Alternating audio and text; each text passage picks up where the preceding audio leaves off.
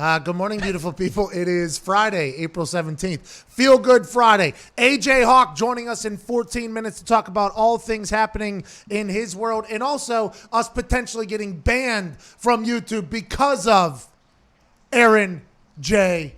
Hawk. And in the second hour, Michael Lombardi. We will talk to him about Jason Kelsey saying that Michael Lombardi's an idiot. We'll also talk to him about what he thinks about going into the draft. A lot of chitter-chatter coming out right now about the NFL draft. I don't know if it's Friday news dump, but it feels like every single moment that passed, more and more is being leaked out about teams' ideas, team strategies. For instance, the Detroit Lions, Bob Quinn, has a press conference happening right now on Zoom, and he said that if he was to make a trade for that number 3 pick, it would be done probably by Thursday at 3 p.m., 5 hours before the draft starts. That number 3 pick for the Detroit Lions is going to be awfully expensive. And now that Quinn is basically alluding to the fact that, hey, I am open for trades. Yeah, I know Isaiah Simmons is there. Yeah, I know Okudah's there. Yeah, I know there's some quarterbacks there. But we're set with our guy who had a broken back last year, Matt Stafford. And if you want to come up and get this pick, we are all about it. Will it be the Miami Dolphins? The Miami Dolphins, Adam Schefter has reported, had wanted to get Tua down to Miami for a visit on March 13th. Just a day before the quarantine was in effect, weren't able to get him down there. And then when you hear Tannenbaum speak, a man who used to be a general manager for the Dolphins and is friends with Stephen Ross, the owner of the Dolphins, and he says he thinks it would be irresponsible to take Tua in the top 10, makes you wonder, who's lying here? Somebody's got to be lying. The Dolphins have 2 first-round picks, 5 and 18. That is enough to maybe move up to number 3 if you want to secure Tua and you're scared he's going to go elsewhere. Or do they think Air Bear is somebody that they need to trade up for? Thursday night is going to be awesome. And don't forget, McAfee and Hawk Sports Talk Primetime Draft Super Special live at this YouTube channel, youtube.com/The Pat McAfee Show. Myself, AJ Hawk, the boys, Aaron Rodgers, Jordan Palmer, potentially Chris Ballard will be joining us all draft night. Let's have a good one. And today's show, I cannot wait to get this thing started. 1-833-622-3331. It is a downpour outside. I'm sure you're hearing it in your house right now. Our roof is not sturdy. The water is coming through, but it's a beautiful feel-good Friday. Evan Foxy, please play some Chase Rice. It's the perfect occasion for a little vacation from the heart of the nation. Not your medication. 2 hours of magic, let's give it a go. Ladies and gents, it's the Pat McAfee Show.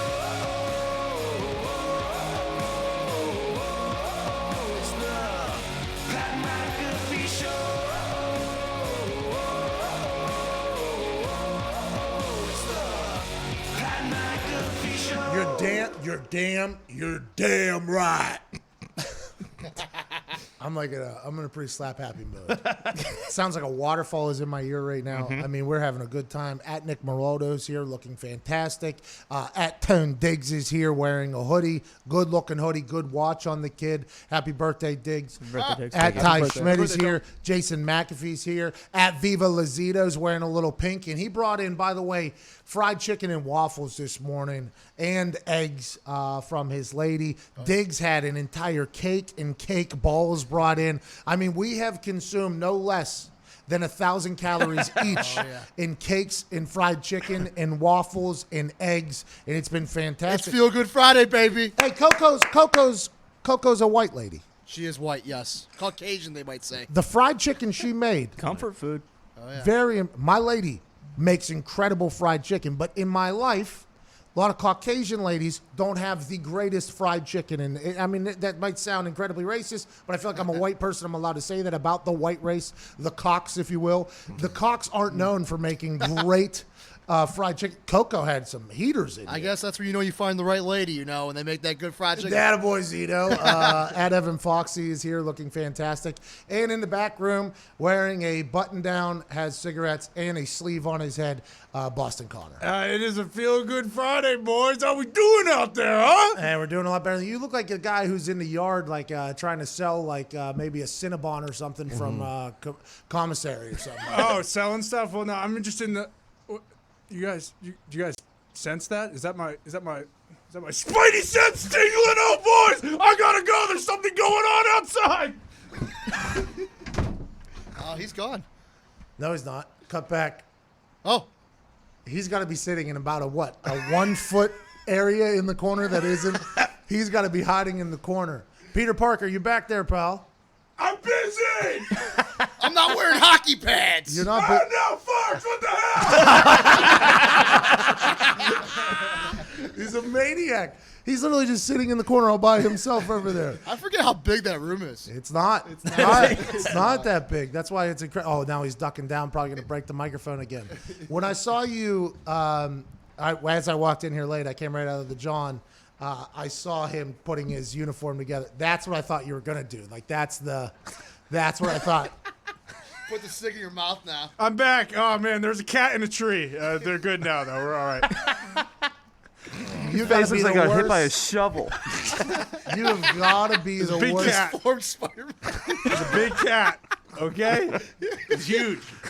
Edgar, you're Your bones are falling off. Sugar water. Quasi spider. Oh, this is Friday, baby. This is your worst one. Yeah, you're like 6 minutes too late with all this. That should have been the lead off. It was a feel good Friday. I was hanging out. I didn't know my spidey senses were gonna start tingling. Oh my god. What is the thing? Spider-Man. Spider-Man. Spider-Man. Watch him jump on a chair, break everything over there. See his trash hair Between the eyes. hanging out the back there. Oh, this is amazing for the radio. Yeah, people that are listening on the radio, which I think there's a couple. We have Connor's in a full Spider-Man suit that he got, seen maybe in high school. Yeah, looks maybe like that thing looks much smaller days, and now he is. So in the I'm chat, working into it. All right, I'm working into so in it. the chat said Peter Porker. All right. There is some things we have to talk about. We all remember just a few days ago where there was some big national news about to be broke by our friend Jay Glazer. Mm-hmm. He went on to a show and he said, 36 hours from now, I have big news.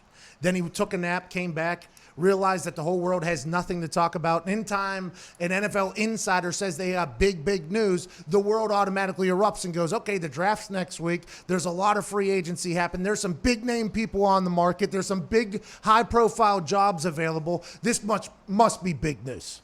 He wakes up and he goes, it's not transactional. It's not this. It's not that. It's this whole thing. So then we wait for Fox Football Now, 11 o'clock, Wednesday nights on Fox Sports 1.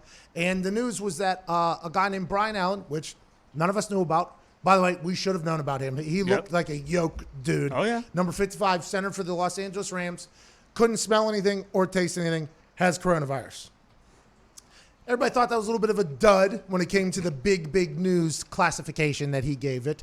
And everybody kind of roasted him for it. I mean, I've never seen Jay Glazer, a guy who's, I think, pretty universally beloved for the Jay Glazer. Jay Glazer's, like, that's why he has his job, because he has connections everywhere and everything like that. And then just one day afterwards, just one short day afterwards, a person that people knew and a person in the NFL got coronavirus, and he's currently trending on every platform, Twitter, Google, Facebook, YouTube, you name it. Ladies and gentlemen, sad news for everybody. I mean, could have been a much better announcement by Jay Glazer. Von Miller officially has COVID-19. Thought he had the flu. His lady tested him. He had a fever. Then the team doctors came to his house. He tested positive. He's been in self-quarantine. And basically, he's taking care of himself as much as he possibly can. Obviously, a very scary subject. This COVID-19 has been a real kick in the balls. But I hope Von Miller is okay. I hope he bounces back. I hope he recovers just like everybody else who's sick. But this is tough for Jay Glazer. Somehow a bad situation for Jay Glazer just got even worse. Adam Schefter is reporting today that they tried to rush Tua down to the Dolphins the day before quarantine happens. Ian Rappaport reports that Von Miller has COVID-19. And Jay Glazer reported that Brian Allen couldn't smell anything. So I think this is a rough day, rough week for Jay Glazer. He's going to go to bed this weekend, hopefully forget about it, move forward. But Von Miller having COVID-19 is very sad and also completely just trumps Brian Allen having it. And now, it shouldn't be a competition, but that's what the insider game is. And whenever you sell something as big news, and it turns out to be news, and then big news in the exact same bucket, category, genre comes less than 12 hours later, and Macho Man Randy Savage's, I'm excited to see Jay Glazer bounce back from this. Do you think, I mean, was that his, obviously he's trying to get that news out there, but he knew while he was doing that, like, oh, this is a kill shot directly towards Glazer. Ian Rappaport? Yeah. Oh. Right? He I should mean, have said, I have big news. I don't think, well, Ty's got big I news do. tonight. Huge Yeah, tonight, 9. 9 p.m. Yep. 9 p.m. Big news. Big news. I asked you last night what the big news was going to be, and you wouldn't tell me. You said, no, Pat, you got to wait just like everybody else. Exactly. I mean, I don't want to, give out too much and spoil the big news. So, yeah, 9 p.m. tonight. Because I might break the big news. You might. And- Exactly. And that's what we all thought when Jay Glazer was saying he had big news. It was like 36 hours is a long time to wait if you got big news. If you got big news, I mean, I think you got nothing but time. Mm-hmm. But big news, I mean, that's not a 36-hour sit on that thing. You just can't do that. And then lo and behold, from that moment he said that, about 48 hours after that, pretty massive news coming out about Von Miller. Hope he's all right. Hope Von Miller's okay, obviously. Don't like that anybody gets COVID-19. No. I mean, that bitch has been running. COVID-19 has been running rampant around the world.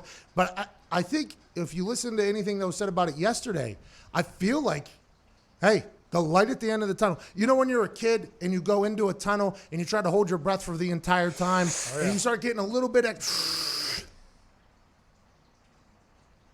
You get halfway through it and you're like...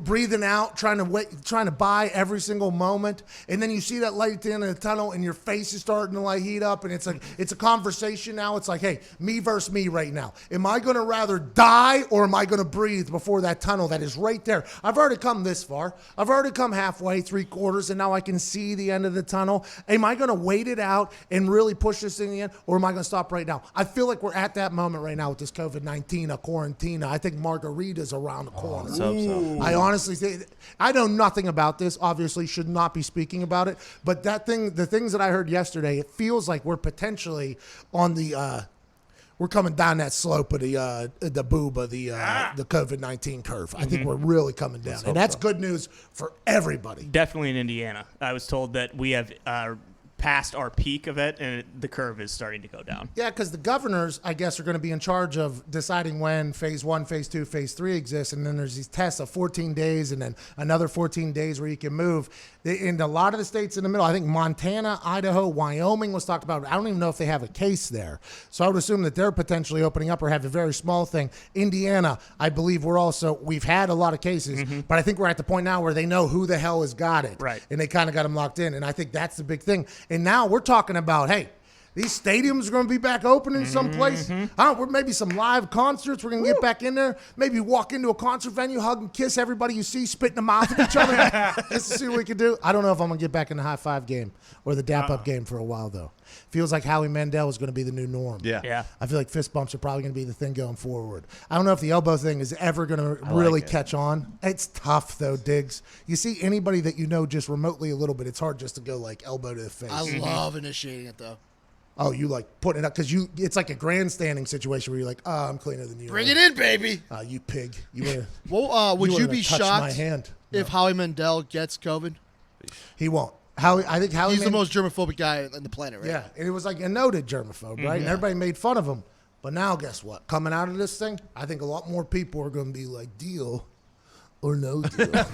Fist bump. We got to get to a break. AJ Hawk was supposed to come on at 10:30 originally when we talked. Then I talked to him at 10:15. It's going to be 10:19. He is not going to be happy. We'll get some YouTube questions during the break and phone calls. 1-833-622-3331. Spider-Man will answer back there. Peter Porker, you're listening to the Pat McAfee Show.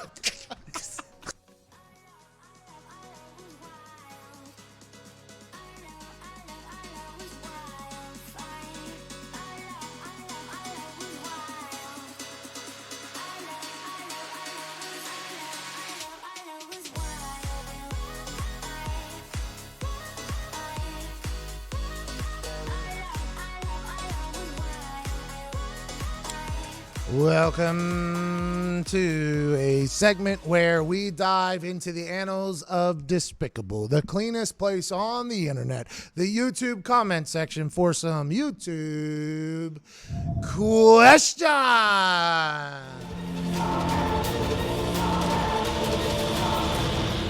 YouTube question. Zito, take it away, please, sir. A lot of questions is what are the breaking news, but we're going to skip that out. No, hey, it's big news coming from Ty tonight, 9 o'clock. 9 p.m. Yep, 9ish. Where at? Probably on Twitter. I'll probably post something on Instagram as well. Okay, so both platforms. Both platforms. It's that big. Really? Did you know what it is? I don't. I have an inkling, but I was don't. about to slap Ty in the mouth if he told you. No. Called him late last night after I got off a Zoom with the West Virginia guys. That was awesome. I called Ty. I'm like, what's the big news? He said, can't tell you, pal.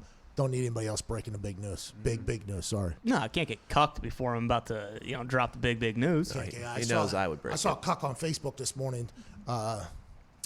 He had his boobs in a little sucky tube. Yeah. Respect. And then he had a pig tattoo on his forehead. Respect. And in the forehead, right in his chest, it said like Miss Tilson's cuck factory or something like that. Interesting. And then he had tattooed the word slut across his stomach. And he was like a 65, 70-year-old white man who's very fat and disgusting. I can't believe that guy exists, but he does. And that's why every vote counts as a wild term. Zito, what are you going to ask, brother? All right, so it's more of like have you heard kind of question. Okay. Did any of you see the fact that hackers were selling a Zoom exploit for $500,000? And would any NFL team pay for the ability to listen to someone else's call? A Zoom exploit? It's like a package or something like that. They basically developed it for corporate espionage, so corporations can spy on other corporations' Zoom calls. This sounds like a hustle. This sounds like something that if I had $500,000, you send it over to me in all unmarked cash, you drop it in a bag, we will also send it back to you, we'll email it to you, we promise. This sounds like somebody's about to get hustled. But by the way, I do not mind that if this is real and the hackers do have a way to get in there and it was brought on for corporate espionage, is that a real thing? Oh, yeah. yeah. Oh, it's huge. Oh, we're probably getting spied on, huh? Yeah. There's a good Oh, chance. yeah. Well, I mean, yeah. Don't do it again, Connor. That wasn't me. We checked film.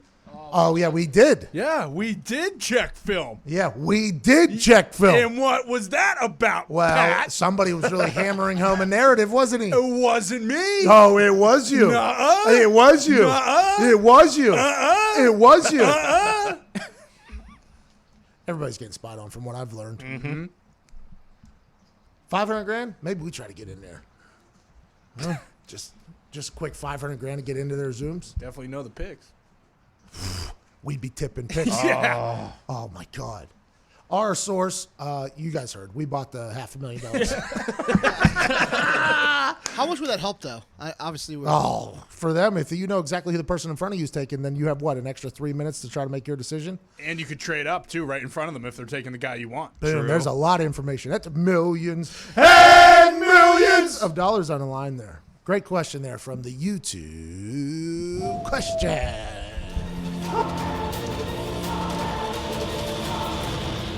YouTube question. Sorry, Pat.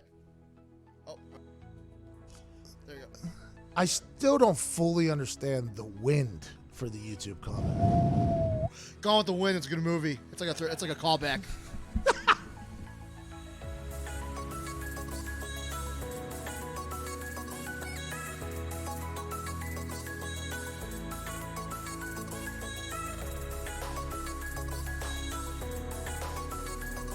Ladies and gentlemen, joining us now is a man who is an Ohio State legend, a man who's the all-time leader in tackles for the Green Bay Packers. He's a Super Bowl champion. He's a co-host of McAfee and Hawk Sports Talk Monday, Tuesday, Thursday, Friday, 1 p.m. on youtube.com/The Pat McAfee Show. And he's been on a cereal box, ladies and gentlemen.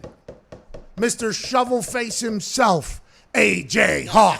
AJ Hawk. AJ Hawk. AJ Hawk. Woo! Yeah! Yeah! It's AJ Hawk. Yeah! AJ Hawk. AJ Hawk. AJ Hawk. Woo! What's up, guys? I should probably be offended by the sarcasm of your introductions you have. For me every time I see it. No. Kidding me? No. That's not sarcastic. That was real. I just read your Wikipedia there, sir. Thank you. It's good to be on the show, Pat. I thought there was a chance you hang up there if we kept celebrating. I thought there was a chance that you were going to hang up. And that was sarcastic there. Towards the end, I think there was maybe a little bit of sarcasm.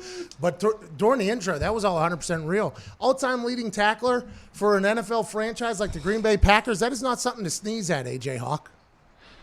Yeah, sure. I mean, believe me, I had a great 9 years in Green Bay. I loved every second of it. So I'm very fortunate to have been drafted by the Packers. Number 5, you got drafted overall.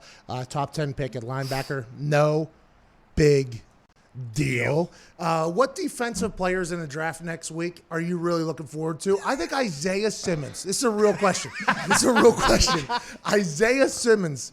Do you think he could be an absolute freak for any team he goes to? I think he's going to be a top 5 pick. I think Isaiah Simmons is potential top 5 pick. There's no humans that are built like that. Not a lot. Am I wrong in thinking that Isaiah Simmons is potentially going to be like the guy remembered from this draft class? I mean, you would think he should. He's a guy that doesn't come around very often. The guy's like, 6'4", 240, runs a 4.39, played multiple snaps at safety, slot corner, linebacker. He's most likely going to play a linebacker / kind of blitzing role in the NFL. Yeah, he's an absolute monster. There's times you'll watch him lined up on the edge of the line of scrimmage, like he's an outside backer, and he runs and gets to the deep third as a safety at the snap of the ball. Like he moves like nobody should be able to move. So whoever can plug him into the right system and use his talents the best way, I mean, he's going to be an absolute monster. Is there some places, though, where I don't want to say they will try to plug him into one place, and almost his talents is his ability to be able to do absolutely anything? Do you have to have the right defensive coordinator in the right situation that understands, like, okay, we got an absolute savage here that can do everything? And is that normal for a guy as a rookie to be a dude who's allowed to do everything? Because I assume on the defensive side of the ball, there's a lot of guys that think they can do everything. Yeah, there is. Isaiah Simmons is such a different kind of prospect, especially when you look at the linebackers. I've done a bunch of pre-draft, different shows on linebackers, and a lot of them, the majority of the linebackers are prototypical, either like a Mike or a Will backer when I'm speaking of inside backers, and they're built to do one thing. And the question is, is he an every down backer? Can he stay in on third down and cover guys? Isaiah Simmons is another character. Not only can he's going to stay in there, he better be in every play of the defense, but where do you put him? And I think that's the biggest question. The coordinator's got to put him in a good spot, not confuse him early on, but then really open him up on third down and passing situations, man. Let this dude blitz. Let him cover tight ends, backs out of the backfield, whatever you want. Mix it up, but I guess you got to let him get comfortable in the scheme before you really start to open it up. Jeff Okudah, obviously, also stud defender everybody's talking about. The conversation is, would you rather have a dominant defensive end or a dominant corner? And everybody's talking about Chase Young. I'm not 100% sure if he or Okudah will ever end up on Buckeye Heroes, the cereal box on top. I'm not 100% sure if either of them will. But as a defender, Mike linebacker, 9 years, all-time leading tackler for the Packers, Ohio State All-Star, says legend on your license plate because that's what you are. Would you rather, as a guy on the defensive side, have a stud D-end or a stud corner, or is either one of them fine? I mean, they're both super valuable. Those are the two positions that I would pay first on my defense. But I'd rather take the stud defensive end that can affect the game like every single play. The corner, he can absolutely affect the game. But by affecting the game, you're not going to hear from him. He's just going to lock his guy down, and the quarterback's not going to be able to look his direction. And that corner like that should be able to shut down their number one receiver all day. But if you're the edge rusher, you're going to make that whole offense kind of build their game plan that week around you. Like, how are we going to account for this guy like Chase Young every single play of the game? And then if they have a lapse in judgment for a half a second, guess what? Sack, cause, fumble, the whole outcome of the game has changed right there. And I think Chase Young just turned 22. Happy birthday to him.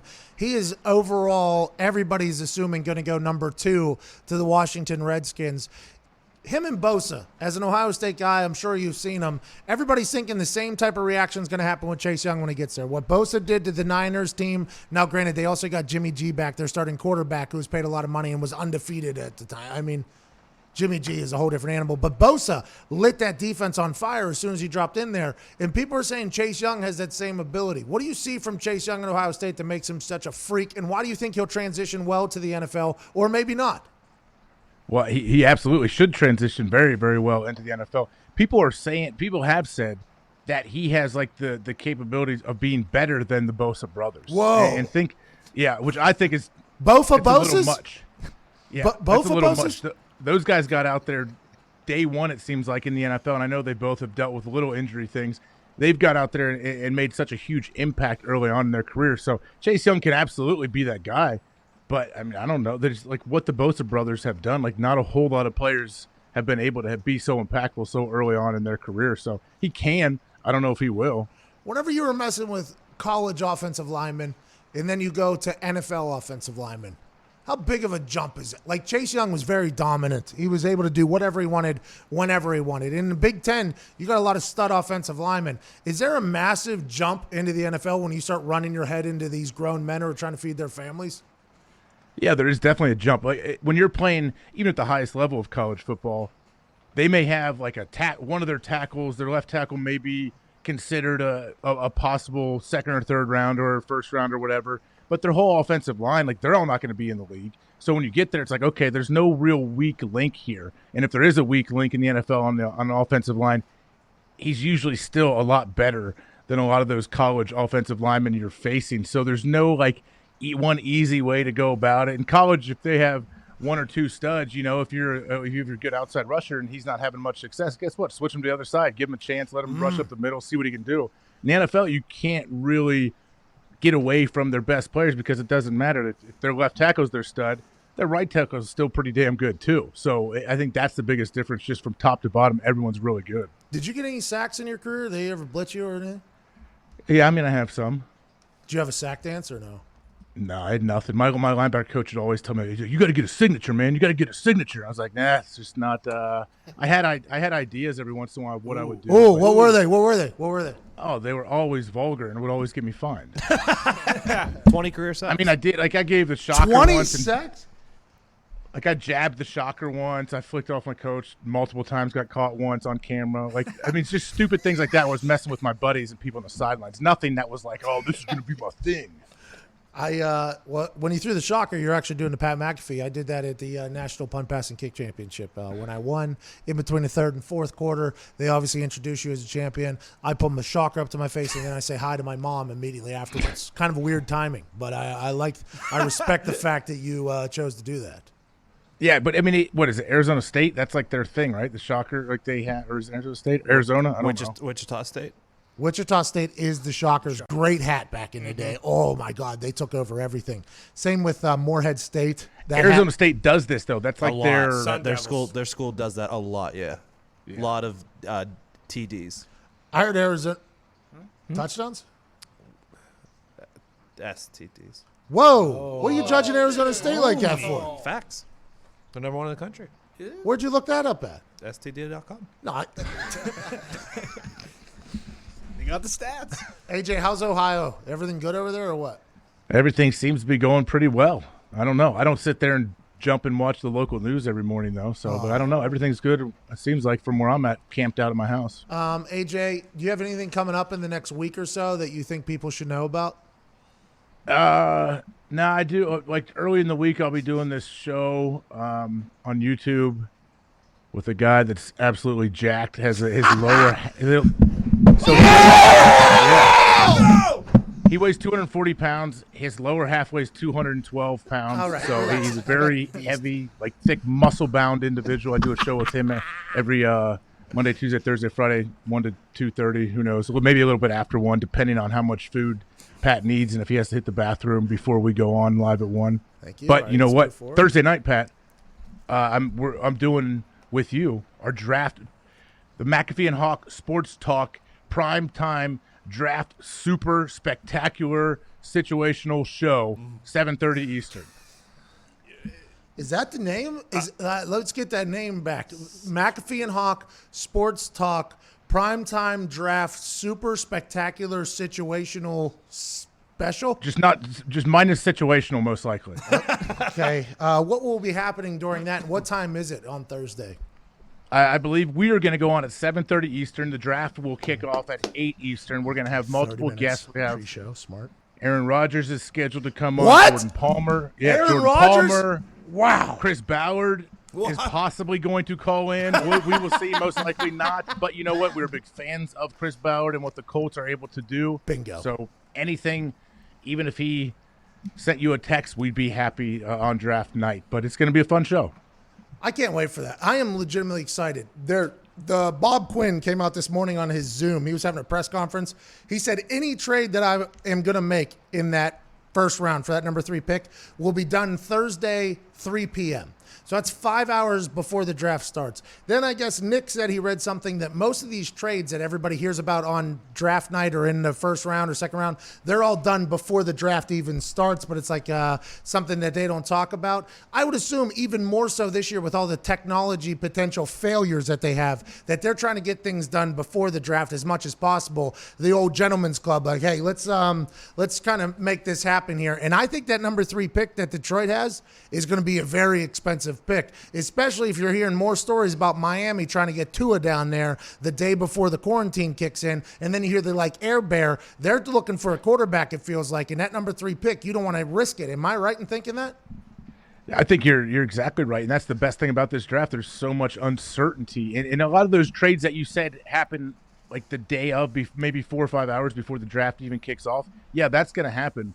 But what happens when there's always some kind of change up in the first 3, 5, 10 picks that kind of throws people off? So these teams behind there, say you're 15 and below, you're going to want to move up. Say something happened. There's a guy available that you know you have a chance to go after now. You're going to try to make some moves and make it happen. And guess what? Technology is not going to make it easy for you to get up there. That's why I think our show is going to be so fun. We get to monitor all of this whole situation live and talk our way through it. We love focusing on the failures. Who doesn't? Oh, it's America, baby. I mean, that's what I we're know doing. Ty Schmidt does. Sure do.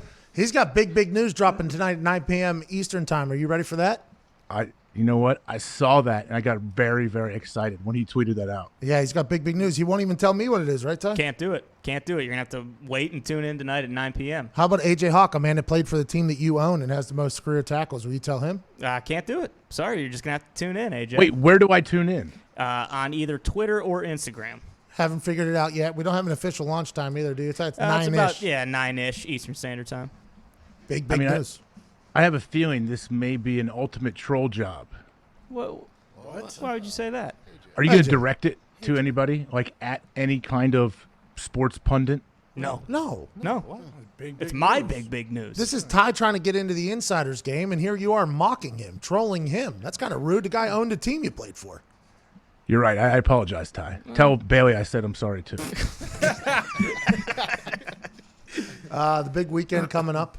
What are you doing with the family? Is Chopper Bopper or Pistol? Is it really the big weekend? What's big about it? the Jordan specials. Pre-draft weekend. Man, the Michael Jordan special's coming out on Sunday night. First 2 episodes having naughty words on ESPN. You hear that? They're letting words fly on ESPN starting at 9 o'clock. If you want the clean version, you're soft and you're Mickey Mouse, go to ESPN 2. The adults are watching ESPN. And by the way, if this is going to become a new staple at ESPN, let me tell you, I have ideas for shows if we're going to be allowed to swear on television. I have some ideas. Are you excited for the Michael Jordan documentary, AJ?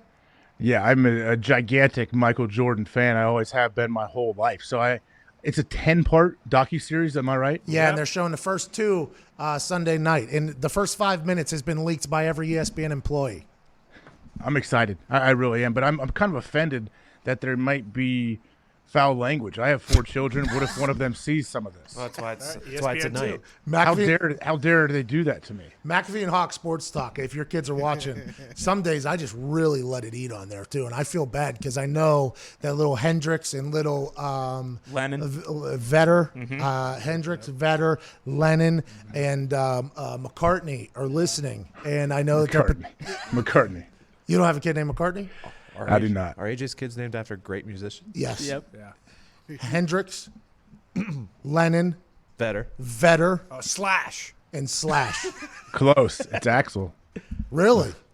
Yeah. That was right there. Do you have any more kids coming? Will any modern musicians get a chance to maybe be the name of your child? I Santana. doubt modern. I don't think Hawk? any modern musicians will get named in my family. Bro, Drake Hawk would be so awesome. Lizzo Hawk. Lizzo What Hawk. about What about Mike Hawk? Well, now we got to go to a break. 35 minutes after the hour. Got to go to another break. you Sam AJ, got to feel so good about it. Thanks, man. Just got us kicked off another platform. You can see him next Thursday night, the Draft Primetime Super Special, McAfee and Hawk Sports Talk. And also, we'll be live at 1 o'clock. He hung up. All right, thanks, AJ. We'll get some phone calls on the other side. You're listening to the Pat McAfee Show.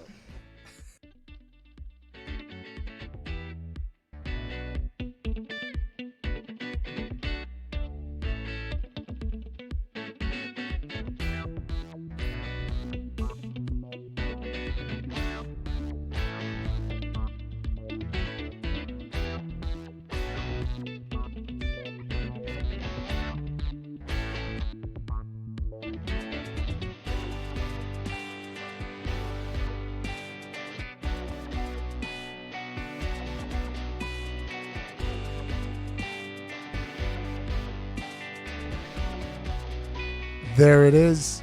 There is the shocker. How old was I for this? I guess 14? 14 or 15? Sophomore? I think I was 14. 16? No, I was always young. I was a year younger than everybody. So maybe, 14 or 15. Get a chance to get on national television, represent Toss it. for the family. Throw the shocker out there. So I'll tell you what. Awesome Gatorade hat. Thank you. Had to wear it, obviously. Fit very well. My head was the same size then as it is now, by the way. Just, so no hats fit me as a child either. The funny part, too, I just watched the video.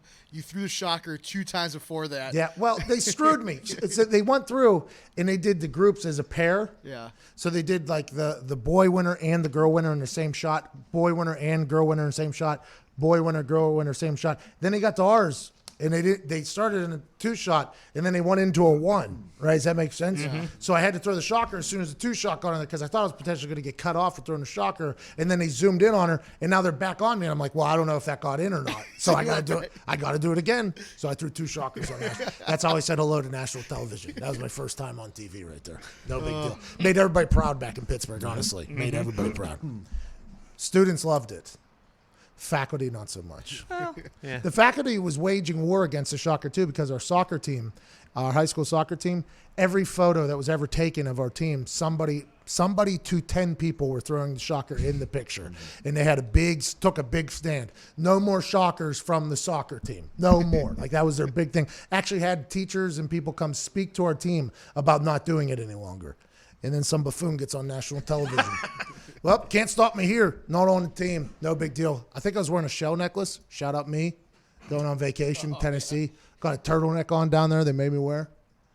And that's Holly Stein, the girl next to me. She won for the Colts, though. Pretty small world coming full circle. Let's go to Adam in Canada. Adam, what's going on, bub? Hey, man. How's it going? Not too shabby. What part of Canada are you in? Like Toronto area. You got any mooses up there, pal? Yeah, man. So my question is about Joe Mixon. Okay. Hello. Oh. Yep, go on, bub. Oh, I'm still on. Okay, I just hear like the music over me. Yeah. So Joe Mixon, have you ever seen his assault video? Yeah, it's terrible. Absolutely terrible. It's pretty bad, right? So yeah, it's disgusting. My question to you is, he's gonna like want more money. So the Bengals went and got an XFL running back. Do you think that if the Bengals choose not to go with Joe Mixon, and another team will pick him up, considering no one wanted to? Yeah, great question, Adam. I think this. I can't hang up on him. The interesting thing, it's like when Saban came out and talked about his one player that should have been suspended or whatever, and he said, what do you want me to do? Kick him out of here and send him right back to the street? I think that same thing will happen with Joe Mixon, because that video was despicable, disgusting, something you can't do. But I think a lot of people's mindset is he was obviously young. He was very dumb. He made a terrible decision. What are they supposed to do? Just throw away his entire life from it? And granted, that is a potential option. Now, I'm not saying that Oklahoma handled it properly or the NFL handled it properly. When you do something like that, especially whenever you see what somebody does, it's hard to, like, in theory, when you hear about things, terrible. When you see it, it's like, God damn, you can't do that. So I think since he's already gotten an opportunity in the NFL with the Bengals, and I think in their eyes, and people's eyes, has been an upstanding citizen of Cincinnati. I would assume if they were to cut him, another team would give him a shot because Cincinnati already did it. Yeah, and I think this is coming out because he said he might sit out for more money. But he's had 3 years in the NFL where he has been a good citizen. I think it's upstanding. Can you say Upstanding, Upstanding citizen. So someone. By the way, when I said it, I almost had the same moment as you. There, trying to figure out what the word was. But I think that video, like, someone will pay him. it's just terrible. He also had a very good season last year. Yeah. And the year before. Yeah. Yeah, he's very good. Right. Which, by the way, probably why he even got into the NFL to begin with. Not that it's right, but if he was somebody that wasn't as talented, that shit ain't gonna happen. All right, we gotta get back on radio.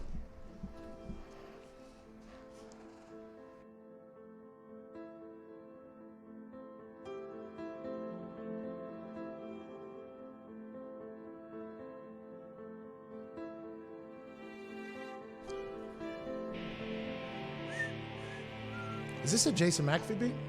Turn this up. Let's let it bang.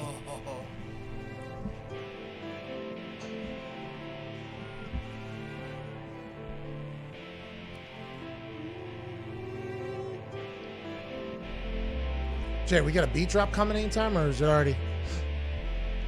We only got an hour long here, Jay. It gets there. Enjoy the journey, brother. Jesus, Jay. I feel like I'm waiting on Jesus. Jay, do we have a... I hear something else building now, Jay. Where my dog's at? Oh, I feel it. Start of a great movie.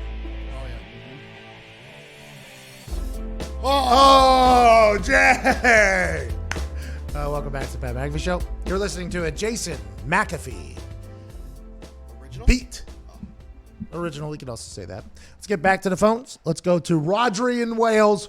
Rodri, I cannot wait for this. What's going on, pal? Hey, buddy, how's it going? I know we've had a lot of time, guys, during this time of lockdown and COVID-19. I've had a chance to watch some old school films, some old school sports films. And there was a kicker from Wales called Nigel Griff, Reece Evans. He was in a film called The Replacements, Shane Falco and Keanu Reeves.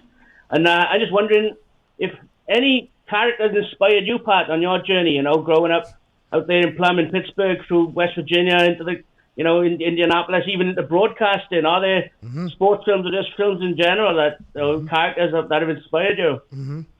Rodri, before we get to that, can I ask you, what is Wales like right now? Is Wales on full lockdown?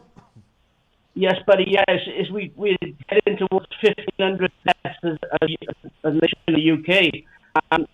The problem we have, Pat, is people are going out to... He'll understand. Yeah, he tried. He understands. He likes the show. He'll understand. I think they're on full lockdown in the UK right now, though. Because remember, at one point, the only flights that were allowed into America were from the UK. Everybody else was shut down. Now the UK, I believe, is on full lockdown. Yeah, I think that's why the Open was canceled, but golf season here is actually going to continue in June. Do you think a lot of these games and stuff are going to move to states that are allowed to be open? I assume that's already been thought about and talked about. Probably. Like, for instance, if you're in California or New York or these massive Philadelphia, these massive cities where people are on top of each other and you don't know who has what and they can't contain the people that have it. Like in these states, I think this is why it's happening. We know, I don't want to say we know because there's asymptomatic carriers and stuff like that, but I think the way the numbers are showing is we know who has it, so you can kind of lock them in an area so they can't spread it to everybody else. Which makes me wonder, though, will people not be able to travel in from other states? Well, that's what I didn't know. Like when we were talking about football, like when you play that, there's so many universities that are up there in these hot zones. Like how does that, they can't just let those people fly to different places where it's maybe not as bad and risk of spreading it everywhere else. They talked about how outside of places they're going to potentially test people and check them for their temperature and stuff like that before they're allowed in somewhere. But if you're a city if you're a state that's in phase 2 or phase 3, which is pretty much, I don't want to say back to regular life, but a lot closer than anything that we've been experiencing for the last 5 weeks or whatever. Are you just shut down now? People from other states aren't allowed to come in? How's that work? I saw Indiana was partnering with 6 other Midwestern states. So they were going to bring back stuff together. Dude, we're gonna have this is where the world's gonna become. This is where the United States are gonna become different countries now. This is where it's going. This has always been talked about, right? This has always been talked about. How the middle of the country is its own place. The West Coast, lower half of the West Coast is its own place. Pacific Northwest is its own place. New England, New York. This is interesting because now it's gonna have to operate as that. And I would assume to get in, there's gonna be potential checkpoints and stuff. I don't know. I don't know how they would be able to lock down every road. I was thinking about this last night. What will like the NFL do? Like, let's say Indiana goes back to normal and like Colts players can go back into the facility and do anything, but like I would the assume Giants, like they only can do Zoom stuff. Like, will it be uniform across the league? So in the NFL, if you're at a stadium and the headphones don't work on one side, right? So if you're, let's say, this happened to us whenever we were playing the Miami Dolphins. Our headsets weren't connecting to the booth. So I actually watched the chain of command. One coach told one of our equipment managers who's in charge of the tech before he's like his job to like set up all the helmets. Things ain't working. He told another person. That person then radioed up to somebody, or called up to somebody, and they canceled the Dolphins headsets too. So it was like, I feel like the NFL very much operates if two tie, all tie. If one person's going through something, everybody has to go through it, which is probably the smart move. But that's going to be awfully weird if the Indianapolis Colts workers are allowed to be in the building. There's going to be advantages to that. Right. If the Colts are allowed in the building, Packers are allowed in the building, but the Giants are still operating from Zoom, there's going to be some advantages to that, but I don't think the players or anything like that will ever be allowed to go if everybody can't go. Yeah, I read somewhere that none of the facilities are open until all the facilities can open.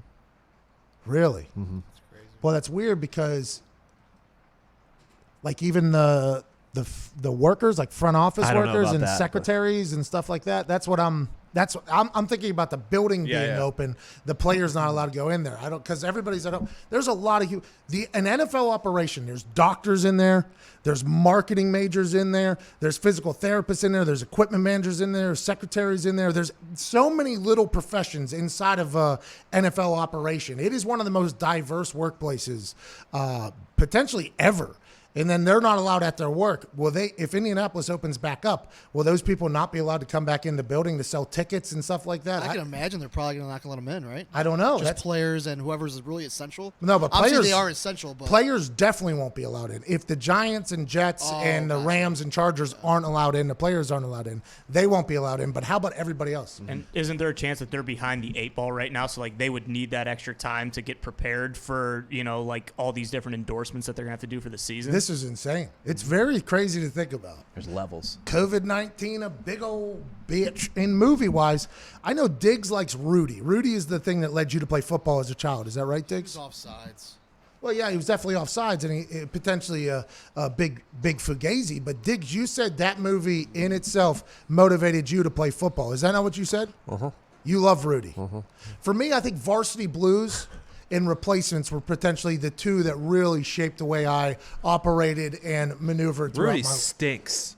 Wow, it's your favorite movie, bro. Toad, we're in Indiana right now, and you're marrying somebody from Notre Dame. I don't care. It was a lie. University of Notre Dame. You are marrying somebody from there, basically, and now you're just pissing all over Rudy's grave. Montana came out and said it's all a hoax. What? Rudy was not a nice guy. By the way, I did like the way Nigel kicked balls in Replacements. Yeah.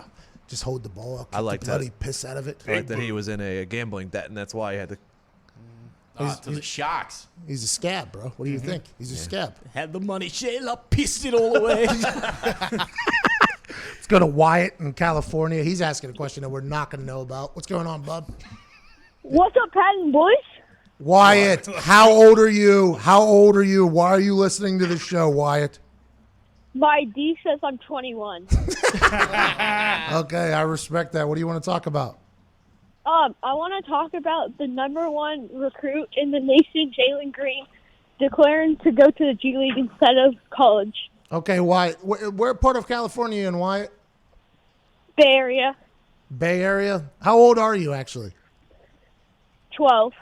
Man, Wyatt, I did not know that we had 12-year-olds from San Francisco listening to this show. I got to really be much more careful with the way that I say. Don't repeat anything we It say. doesn't matter. Keep being you, bro. Oh, Wyatt!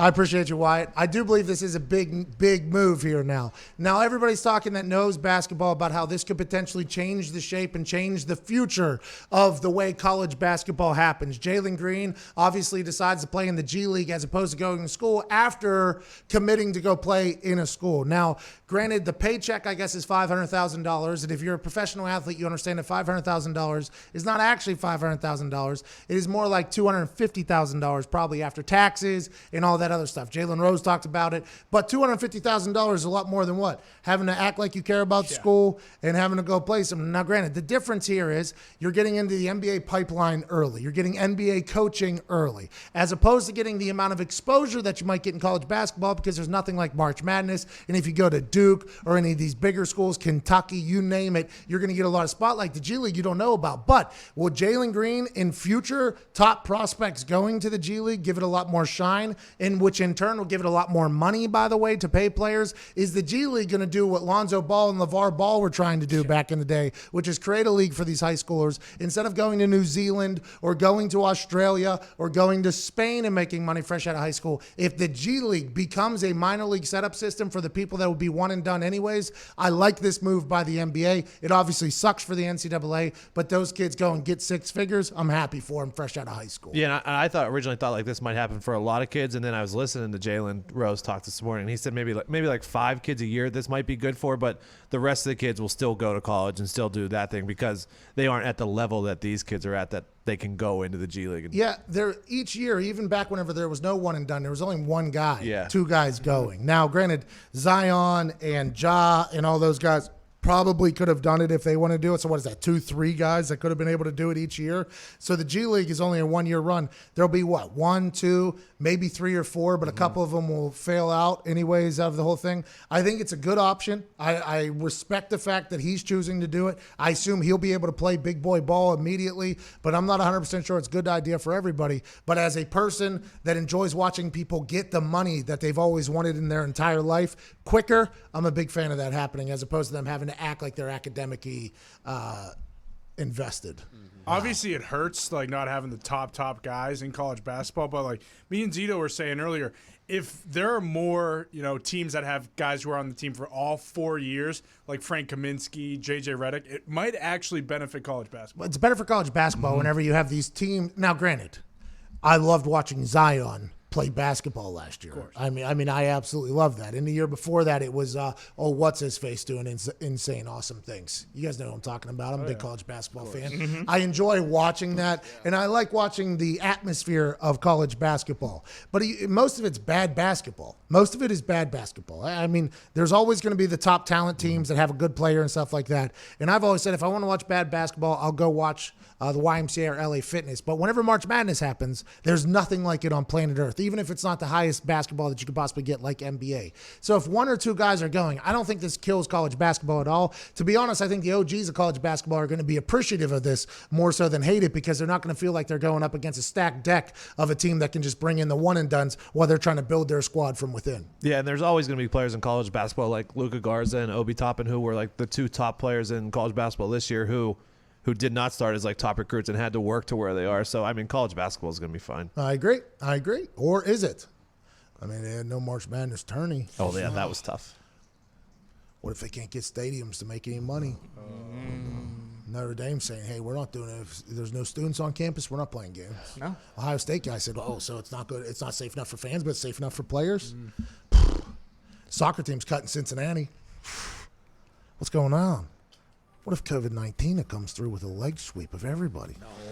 That ain't going to happen because we're on the backside of this thing. Yes. College basketball is going to be better because of this. Yeah. And these kids that'll be one and done players are going to be richer earlier, and they're going to have NBA experience already playing against adults. So teams will know if they can handle the big leagues or not. They'll be able to travel on the road and deal with money and agents and things like that, families, tickets, relationships, drama that comes with having money. There'll be 1 year experience. Those are the guys that are going to make it anyways. The guys that need to filter through the college basketball system and shine during March Madness will still exist. This is good for everybody, Jalen Green. Hey, thank you to Jalen Green. Hey. I can't believe you guys are getting negative about college basketball potential being affected by this. Who Yeah. was doing that? You guys. No. Yeah, we're back on the other side.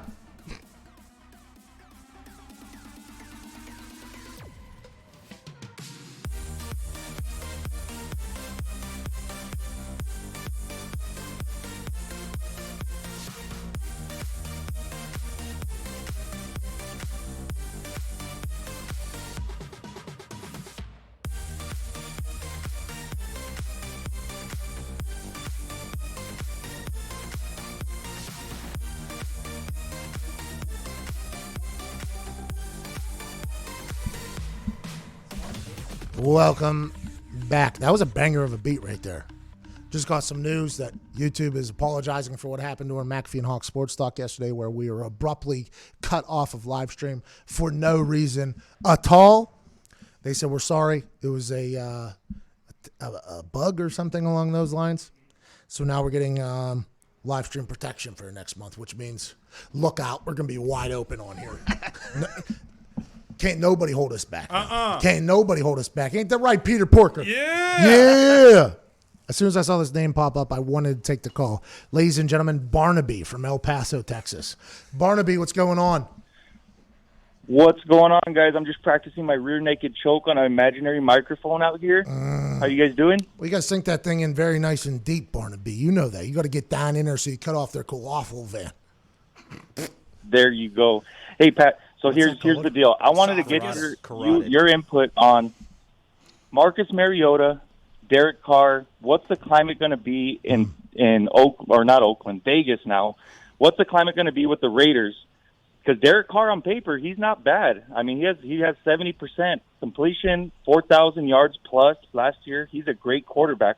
But what do you think the Raiders are going to do? Are they going to be swapping him in and out? Or are they going to put Marcus Mariota on the back burner, kind of let him learn from Derek? Or is it going to be the other way around? Are they going to put Derek on the backside? What do you think?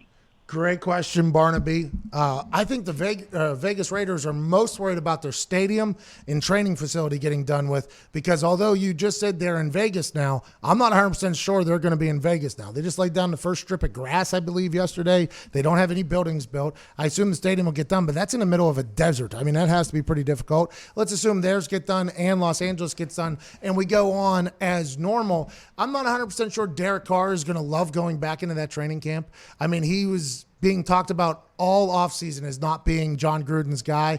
Last season, there was rumors that John Gruden got upset that Derek Carr cried. I mean, there's always been talk about Gruden and Carr beefing. Then they bring in Marcus Mariota, a guy who had started in the NFL and had a little bit of success in the NFL, and pay him $8 million. I would assume that things could be a little bit interesting in Vegas. Derek Carr feels like a guy who's going to handle everything in a complete, perfect way. I assume he's going to be very politically correct in everything he says, but I assume deep down Derek Carr's done with the bullshit. I assume Derek Carr wants to be done with it all, but he's a guy. They had a lot more wins than you thought they were going to have last year, including with the Antonio Brown situation that happened to kick off their season. I don't know what's going to happen, but I think Derek Carr is going to be their starter next year, and Marcus Mariota is going to be his backup. And just like Teddy Bridgewater, who was the highest paid backup for the Saints for a while, if Derek goes down, Marcus Mariota will come in and do his job, and if not, he'll handle himself correctly with Derek Carr. Yeah, not David Carr. David Carr stinks. Marcus Mariota is what he is, but if you're Derek Carr, you know that you're not really bringing in a Marcus Mariota if they're fully confident in you. Well, did they bring in Teddy Bridgewater because they weren't confident in Drew Brees? I don't know. Well, Drew Brees also had like four. My retort, if I were you, would have been, oh, Drew Brees also owns every single NFL record, and Derek Carr does not. Andrew Brees has won a Super Bowl. Derek Carr is not. Andrew Brees is considered an NFL legend. Derek Carr is not yet. So that's what I would have said if I were you, but it is a very interesting situation. It's like, why would they bring in Marcus Mariota then? That's with all the quarterbacks that were out there and all the quarterbacks that are currently out there right now. Why was Marcus Mariota the choice? You know, I think if they were looking for a guy that they wanted to be as starter, I think they would have waited and got somebody big. Mm-hmm. But the fact that they brought in Marcus Mariota, I think they're like, we got a good security blanket and backup if we need it. Is it like a Bears situation where maybe they bring Mariota just to push a little bit, but they want, obviously, Carr to retain the job and be what he was 2 years ago? I don't know. I have no idea. I would assume like if Mayock and Gruden are like, let's bring a guy in here, he'll beat him. He'll feel so much better about himself after what we just put him through. Then he'll play better. That's a wild, wild psychology move, and I respect it, to be honest with you, if that is the case. So they're not going to draft a quarterback, right? Because I've seen a lot of that. Does that make sense if you're going to bring in Mariota just to burn one of your picks on a quarterback? I wonder how many picks do they have? I'm on it. And when is the money owed to Marcus Mariota? That's what you got to look at. When's the money owed to Marcus Mariota? If the money isn't owed until end of season, or it's a backloaded deal, or whatever, what is it? They have 2 first-round picks. You can move with that. You can get up to number 3, by the way. Yeah. You can get up to number 3 with 2 first-round draft picks, I believe. That's what it sounds like Bob Quinn's saying. Go ahead. I was to say, yeah. There's a lot of teams with they have 2. I know the Dolphins have 3 first-round picks. So they have 5, 18, and 24. Is that what the Dolphins? They have, or 26? They have 5, 18, 26, 26, and then 39. They are. If you're the Dolphins and you trade 5 and 18 to get to number 3, and you still have 26, damn, you're going to look like a genius for what you did last year. Whenever you were unloading and trying to lose. And you pick up a quarterback of the future who can sit behind Ryan Fitzpatrick and another first-round talent ahead of some teams that don't even have a first-round pick. I mean, what a move by the Dolphins. Beef load down there. Almost fought a ref last year. Ryan Fitzpatrick is a perfect quarterback to lead another quarterback. I mean, maybe the Dolphins end up being just an absolute fucking nightmare for that AFC East. Do you think there's any chance they trade all 3 to try to move up to 1?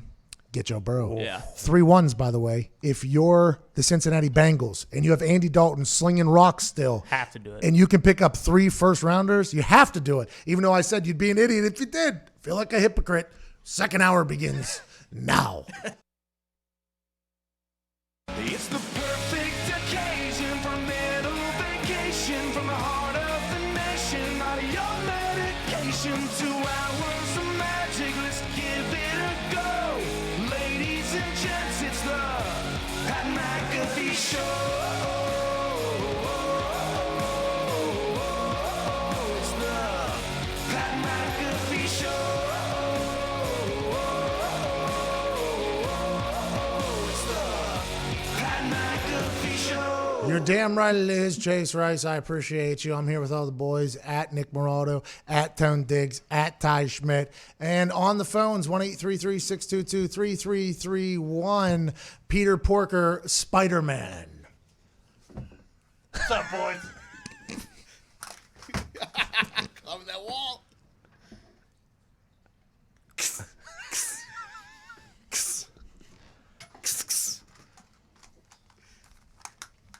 What's going on, man? Just saving the world one day at a time. I mean, there's really not much else to do these days. Is there sizes on those suits or no? I don't know if there's sizes, but I can't see fornicating anything out of this thing.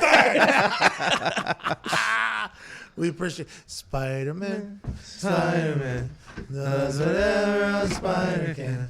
Watch him jump on his chair. Break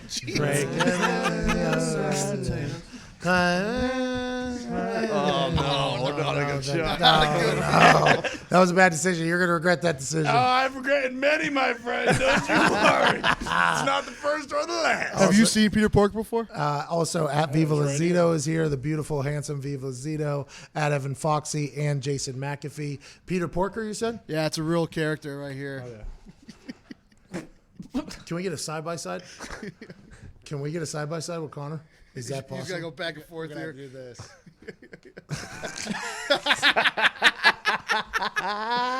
Feel Good Friday, April 17th. There's people on the radio that are hating this right now, and I very much understand, but please understand that a man who's wearing a size medium Spider-Man suit, who should be wearing a size, I don't know, medium plus Spider-Man suit, is just really taking You over. can say it, all right? XL, okay? I'm not saying it. Yeah, you were. I've put on some weight in this quarantine as well. I'm not judging you. I dude. can't even see you, and I know you're saying it over there. Spidey-Man Can't supplied. take him serious. A lot of big news. Von Miller has been diagnosed with coronavirus, COVID-19. He said he originally was feeling flu-like symptoms. I think she's his fiance at this point. Fiance tested him for the flu, came back, he didn't have the flu or whatever, still felt sick. Team doctors came over, administered a COVID-19 test, came back positive. He will now be in self-quarantine, saying he's in good spirits, and he will be speaking about it at some point today. This comes off the heels of Brian Allen, Los Angeles Rams center, being pronounced as having COVID-19 for 3 weeks and nobody knowing about it. Couldn't taste or smell things for a while. He said he had a fever and things of that nature. And that was Jay Glazer's big news from the other night. Not to be confused with Ty Schmidt's big news tonight at 9 o'clock. Well said. Very well said. Von Miller, and I think this is something that is said by a lot of these college coaches, and I would assume a lot in the professional sports world as well. Von Miller is one of the most in shape dudes to ever exist. He got COVID-19. Okay, that is kind of something that's kind of interesting to me, that this COVID-19 does not pick and choose. But I would assume Von Miller, with what we have learned about this disease and virus, he's going to be okay, which is great news, especially when you got NFL team doctors around you. But I'm happy he goes into self-quarantine. And by the way, anytime you put a face with something, it's a little bit more relatable. Brian Allen, nobody knew who it was. That's why I think Jay Glazer got buried. Von Miller, the whole world knows. The whole world knows Von Miller. And our T's and P's are with him mightily. Also coming out this morning via Adam Schefter, according to my sources, the Miami Dolphins, right before quarantine kicked in, were trying to rush Tua down for an in-person visit, ultimately got canceled because of COVID-19. The big old bitch. Back to you. So the night before the league halted visits between college prospects and NFL teams, the Dolphins rushed to try to get Tua to Miami, per a source. Tagovailoa was the first college prospect the Dolphins tried to bring to Miami in March, but March 13th, NFL banned visits. So this is very intriguing. I think the Dolphins, much like everybody else, were trying to find out whether or not Tua was healthy. Everybody talks about the surgeries, 2 of them being sprained ankle surgeries that I think just 4 years ago he wouldn't have got. He probably would have just sat out a week or 2 and got back in the game. So the story would be that he had 2 surgeries, 2 of them potentially being on his wrist, or 1 on his wrist, 1 on his hip, which are both very, very important surgeries and notable surgeries. But this tells you that the Miami Dolphins are definitely interested in a quarterback. This tells you that the Miami Dolphins wanted to find out, is Tua ready to go? Tua and his people have come out on numerous occasions and said, I'm 100%, I'm all the way back. Medical technology and rehab technology has gotten so much better than it has in the past. I know this exact injury and surgery retired Bo Jackson, but for me, I'm feeling good. Here's my pro day. Here's a workout with Dilfer. Here's me slinging the rock. And let's not forget that when I showed up at Alabama, everybody on earth said, damn, Alabama's got maybe the best quarterback in the history of college football. He was efficient. He was accurate. He was a stud. He just has this lingering injury issue that everybody wants to know about. Mike Tannenbaum, former general manager of the Miami Dolphins, came on Get Up. He's also friends with Stephen Ross, the owner, and said it would be what was this? Irresponsible to draft Tua in your top 10 picks because of his injury history, which led everybody to think, okay, the Dolphins are probably out on Tua, in on Air Bear. They have 3 first-round draft picks. They have the number 5 pick, the number 18 pick, and the number 26 pick. The Miami Herald reported that the Miami Dolphins love Joe Burrow. Will they package that together to get up to number 1 and give the Cincinnati Bengals 3 number 1 picks while still having Andy Dalton? Maybe. Did I say they'd be stupid if they did that? I did, but now that we think about it, 3 number 1s with Andy Dalton slinging the rock in his backyard seems to be a good decision potentially for the future of your franchise. And if you're the Dolphins and you love Joe Burrow, you have Ryan Fitzpatrick there, a perfect mentor for Joe Burrow for either 4 games, 6 games, 8 games, whatever it need be. Let Joe Burrow see and learn, just like he did at Ohio State and at LSU before he popped onto the scene in a massive fashion. I feel like that's a good move for the Dolphins. Maybe they go up to 1, or maybe they trade up to the Detroit Lions, who Bob Quinn said this morning a trade deal will be done by Thursday at 3, telling people, hey, if you want to trade for this pick, come and get it. I'm intrigued to see what the Dolphins do. I'm intrigued to see what happens with Tua, but this draft next Thursday night could be pretty big. March 13th would would have been before all of his like workouts were on Twitter and everything, but how much would they actually be able to tell from like bringing him in terms of health? Would they have just done the same thing, like had him throw and do that kind of stuff? Their doctors would have been on him. Their trainers would have gone through a different test. Their strength coach probably would have put him through like a stretch and an entire like body type thing. He would have gone through an entire physical, and they would have been able to have inside information from the people that they trust, where they could say, hey, you remember when insert name of this player had this? It's kind of like that with him. Whenever we had this situation with blah, blah, blah, we put together this plan so we could protect him in whatever fashion. We think he has to build up his jejunum a little bit on the outside of his hip. Like there's just those types of things that this COVID-19 has affected mightily. And maybe we find out that COVID-19, because these teams couldn't get their hands on Tua, affected Tua's overall draft stock. Because if you listen to people talk about it, it sounds like Tua's draft stock is plummeting at this point. But then you listen to some people, they say, I've talked to a lot of NFL teams, they're saying that this year, more than any other year, the experts on television telling you who's going to get drafted where are wronger than they've ever been. So I mean, who knows what the hell is going to happen on Thursday night? We know a technology fail is going to happen. We know there's going to be a miscommunication. And I think there's going to be a lot of people moving and grooving to try to get the future of their franchises. For the 99% of us that have never had surgery and then went and continued to play a sport, like after your surgeries, did you feel more confident or less confident that your knee or whatever was going to get hurt again? So as soon as I got surgery on my right knee, obviously you get your surgery, you get pain pills. You're told to lay up in your bed for a week. The team doctor and team physical therapist will come see you at your house and make sure you're okay. You dive into a Netflix series like House of Cards and things like that. And then when the rehab begins, it is hell. It is absolute hell because you have to build up everything in your knee again. Every little muscle, everything has to get taught back to how to be a knee again. So you go through this entire rehab. You try to build up your quad, build up your hammy, build up your calf, build up your knee, everything you go along it. Then whenever you get back into it, the first week and a half, maybe even 2 weeks of kicking hurts like hell. So my big thing that I had to get is I had to hear them tell me like, hey, even though it hurts, you're not going to injure yourself again. So that was a big mental hurdle I had to get over, right? So I would hit and my knee would hurt. I'm like, damn, did I just do it again? Did I just dislocate my kneecap again? Did I just tear my meniscus in here again? Did I just do something like that? And once you hear like, no, you're good. It's going to hurt. You're basically teaching your knee how to do what it used to do. You're kind of bringing it back to life. You're good. I never had that thought. I actually had more faith in it because I know that I had worked it out in a manner that I didn't do in other off seasons. The little muscles in my legs were stronger than they'd ever been. I'd been training now, no off season basically because I've been going through rehab. I almost felt better than I did in the past because of the rehab, but the rehab was a kick in the taint every single day. I mean, it was no fun. So whenever you hear about guys who go through, have a surgery every single season, I forget, we talked to somebody who had like 12 surgeries. Schlereth? Mark Schlereth, yeah. 27? Yeah, 27 surgeries. Yeah, I think that's what it was. Something like he had. Gary Brackett too. Yeah, like an insane amount of surgeries. That means their off season is spent laid up for a week to 2 weeks, maybe even a month, depending what it is. And then it's immediately back into teaching their body how to work again so that they can get back into the season. And that's why you hear a lot of the OGs in the NFL very upset about that 17th game being added because they're like, damn, I barely make it through 16. Now you want me to get to 17. The off season's already getting shorter because you're adding games and then everything else is happening. It's an intriguing thing, but I felt stronger than I'd ever felt. Now, that doesn't make a lot of sense because he injured his wrist twice after having surgery. And the ankle, obviously, I don't think you can strengthen up your ankle. But whenever you have a knee and stuff like that, you can strengthen her up a little bit. Great question, though, Diggs. That was very investigative journalism. Thank you. We got to get to a break because we got Michael Lombardi on the other side, a man who's been a GM before, knows the Patriots, knows the Browns, knows the NFL pretty well. And Jason Kelsey shouted him out personally in his Super Bowl parade speech. So that's something we should talk about. Michael Lombardi on the other side. I'm going to take a leak during this break so we don't do anything, but we'll see you on the other side. This is the Pat McAfee Show.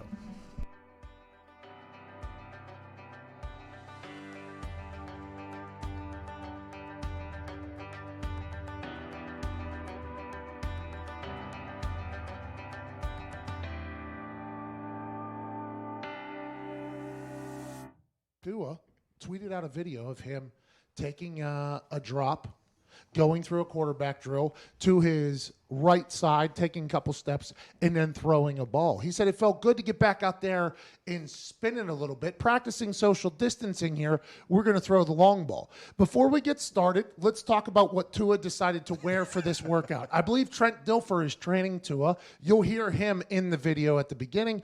But Tua, if we look at this, has Nike shoes on, Adidas shorts on, and an Adidas shirt on. Okay?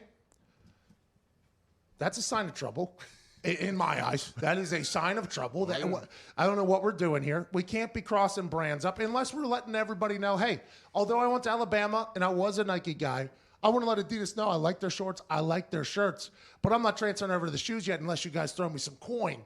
But I don't love the initial thought that we are automatically crossing brands out, right? So my first initial thought was, come on, Tua, you're better than that. But whenever you watch this thing play, and you remember this dude has had 4 surgeries in 2 years. His last was of a hip one that retired Bo Jackson. And we're way ahead of schedule here. And you watch this drill. Run that thing, Foxy. I mean, here's Trent Dilfer letting him know what we want to see. He's got good grip. Set, go. Drop.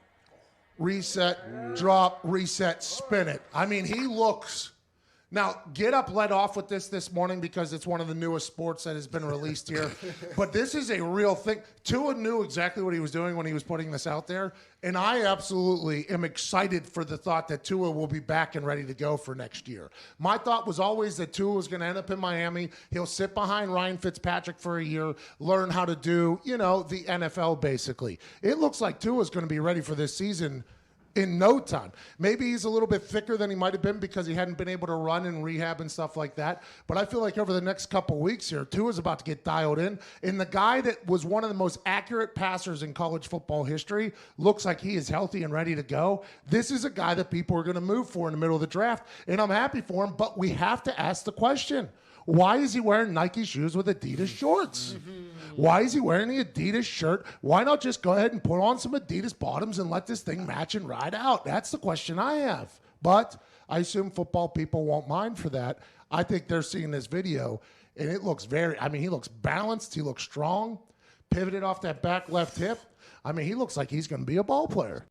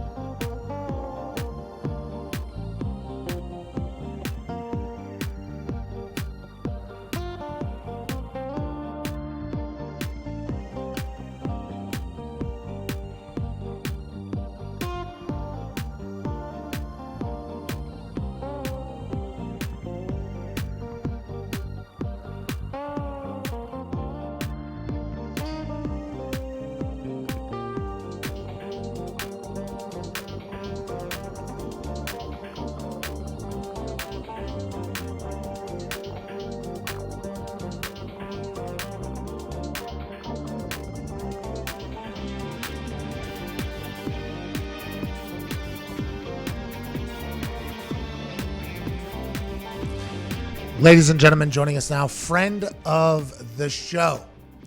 Man was a general manager in the NFL. He worked for the Patriots organization for a long time. You can hear him giving out gambling advice whenever gambling comes back to existence.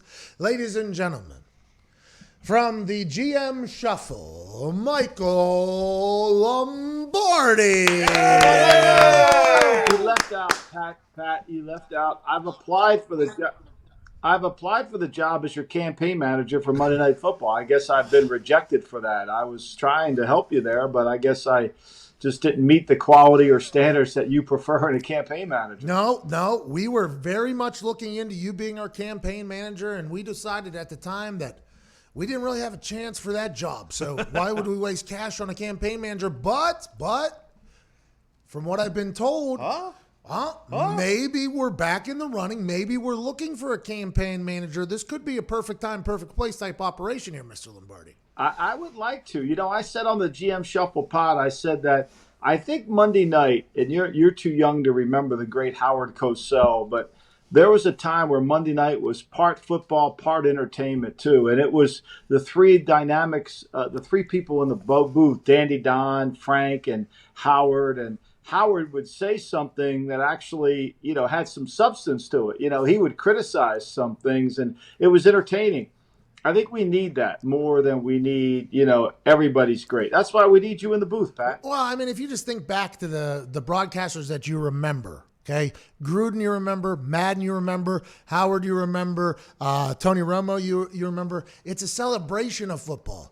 That's what football is, a celebration. And Monday Night Football, by the way, is a weekly Super Bowl. It is the only show in town. It's the most important game of the weekend. It used to be hyped up as this celebration of the NFL. I think we'll get back to that at some point. I don't know who they're going to hire, but from what I've been told, all options are on the table at this point. So does that mean I am one of the options? I don't know if that means that. I have no idea if that means that, but I've been told all options are on the table. And I'm hoping you're an option. There's no doubt. So I'm pulling for you big time. Hey, I appreciate you. I never got to ask you this in our you've been on our show a lot, and you've said so many incredible things. You helped us out gambling this fall. I mean, your record was, you made us all a lot of money, and we're very thankful for that. You're welcome. A lot of listeners have tweeted me and said thank you to that Italian man who calls in for all the picks. Pepe, yeah, thanks to Pepe. Yeah, thanks, Pepe. I make pizzas on the side, too. Don't worry.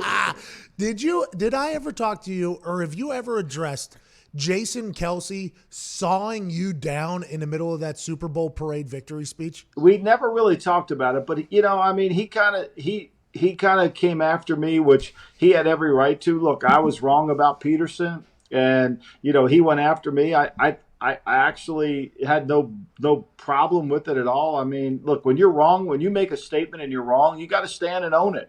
I wasn't trying to run for the hills.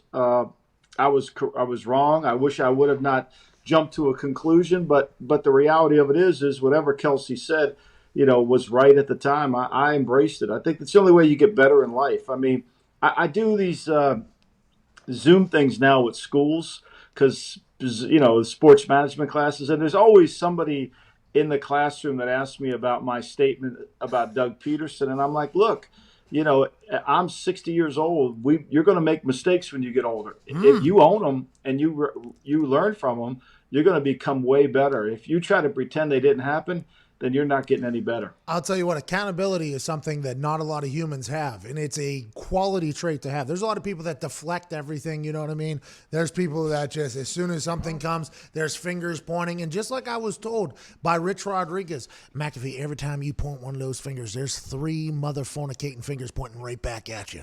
So the next time I said something, I was like, that guy right over there put all 4 of those things out there, and I was like, got anything to say about that, Rich? Not even a thumb pointing back at me. But it is real. Accountability is a real thing, and I think whenever you stand up to that, that's good news. And whenever you get called out in the middle of a Super Bowl parade, if that was me, by the way, there'd be a part of me that would be like, oh, that's one of the most awesome things I've ever. I'd be pretty pumped up about that. Yeah, I mean, I do a local radio show. I do WOP with Angelo Cataldi all the week, and I think that obviously Eagle fans have some Eagle fans that can't really get over it. They still give me a hard time, but the reality of it is look, I was wrong. If you looked at and when I said it at the time, I'm not sure there were a lot of people that disagreed. Coming off the year the Eagles had the year before, they looked disorganized, and I give them a lot of credit. I mean, if you watch the Eagles' his first year in the league, they copied every play the Chiefs ran. It was bad. And it was really bad. And they had no substance to their team. And eventually they got that fixed, and credit to Doug. And look, I apologized. I wrote him a note. I typed a letter. Because I love typewriters, so I type everything on the typewriter. And I wrote him a typewritten note. Yeah, just like that. Yeah, I got one right here. This is my favorite one right here. That's like the one for Murder, She Wrote. And then this one I just bought the other day. That's another one of my favorites. Look at that little boy. Hey, that's like a graduation there. Whenever they were massive in all metal, you got like a next generation typewriter over there. Yeah, I've got 5 of them in this office right now. I'm not quite to Tom Hanks's level, but there's a little typewriter store in New York called Gramercy Typewriter that I kind of go to. I have one in my other office. If I like a writer, so I love Bob Caro, who's written all the books on Lyndon Johnson. He types on a Smith Corona electric typewriter. I'll buy the typewriter that not the one that he actually used, but the model that they use. Jim Irsay would do that. Jim Irsay would buy the one he actually had his fingers on. He'd be like, give me the one that his fingers. I don't have that. I don't have Jim's money to do that. I would like to. I have Hemingway's typewriter that he used. Oh, Ernest I Hemingway. have this one behind me. That's the one that David McCullough would write all his books on. Wow. Not that one. But and I have one that Francis Ford Coppola wrote The Godfather on, but that's not the same one. I went to his vineyard once. He has a good vineyard out there. Really good. It has all the Godfather memorabilia. Was it still there when you were there? Yeah. Did a whole tour around the thing. Had a bunch of stuff. It was awesome. Yeah. Now he's got a property in southern Italy that they say is just incredible. If we ever escape quarantine, I'm escaping to that property. I can promise you that. Lombardi, I don't know exactly how old you are, but you should not go to Italy anytime soon. I am old, and I'm not going to be able to go to Italy very soon. I can tell you that. Yeah, please don't do that. We need you here. Now let's talk about next week. At this point, if you're a general manager, as you were, and you're going into the draft, you've been around the NFL a long time, a week out from the draft, roughly. Now, obviously, it's a whole new world. You can't really see anybody. You got to meet with anybody. But what would be the normal set of circumstances here? Are you trying to meet up with your top couple picks one last time to see if you can get one last feeler, or has all the decisions already been made at this point? I think now until probably Wednesday, you're spending all your time on the 7th round and free agents. You're making phone calls to 1,000 guys to make sure, hey, look, we're really interested in you. If you don't get drafted, we want to sign you. Here's our plan for you. Typically, you get 30 visits with players that you can bring into your campus. 15 of those visits are always guys you think may be 7th or free agents. And you want to recruit them. You want to really sell your program to them up close and personal. You want to give them a physical, which most of them don't have because they're not at the combine. And then you want to be able to give them a sales pitch. And I think that's what you're trying to do. Now, the medical is going to be a little bit cloudy in this draft, but I think you really want to sell those players. And today, tomorrow, probably started last Wednesday, you're going to spend a good week on those guys, making sure that, hey, you've got a really good feel for it, where you're going to go. And all the kids you're talking to think they're going to get drafted. I remember the starting center for the Patriots right now, David Andrews. I called him up 4 or 5 days before the draft, and he's like, man, I'm going to get drafted. I said, David, I hope you get drafted, right? I do. I hope you get drafted. But if you don't, and we may draft you later, I don't know what, but just if something, we love you, and we want you on the team. And then eventually we sign him as a free agent. Did Bill Belichick instruct you on how to speak to people?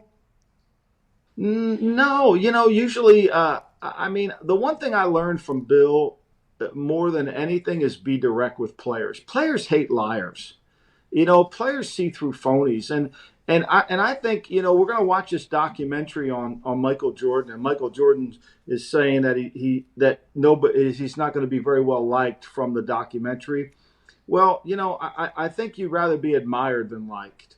Oh. I think if I can tell you the truth, you'll admire me. You may not like what I say, but at least I have enough guts to tell you the truth. And I think if with players, you've got to be able to tell them the truth. You got to say, hey, look, here's where you are in the draft. We see you as a potential starter, developmental player. It's going to take you some time. And it was great. David Andrews said to me, well, Mike, I started 4 years at Georgia. I said, David, I understand that. I'm just saying, here's where we are. And he ended up being more right than I was. He ended up playing right away as a rookie. I got I forget what I got, maybe a CD or something that the Colts were sending to people they viewed as 4 to 7. They viewed it like, we think you're going to get drafted in this. I don't know if it was a CD or a pamphlet or something or there was something I got where I learned quickly about exactly where they saw me at. And I was like, this is interesting. I was like, okay, so I got at least one team telling me they're going to draft me. And then the Cowboys told me they were going to draft me. And I was like, okay, so I'm going to get drafted. Am I going to be Vinatieri's backup or am I going to be the starter? I didn't really know how it was going to work. But those days leading up to the draft, the back half of the draft, not the first round, second round, third round draft picks, even fourth round draft picks. I think fourth round draft picks assume they're going to be second or third rounders, but they're getting drafted in fourth round.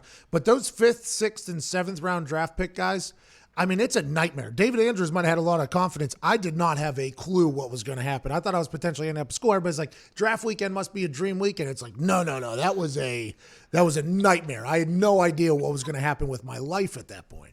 Yeah, and I think this helps sells the program. Look, but Belichick will tell everybody the first day they can meet, it doesn't matter where we've picked you. It matters how you play. And he means that sincerely.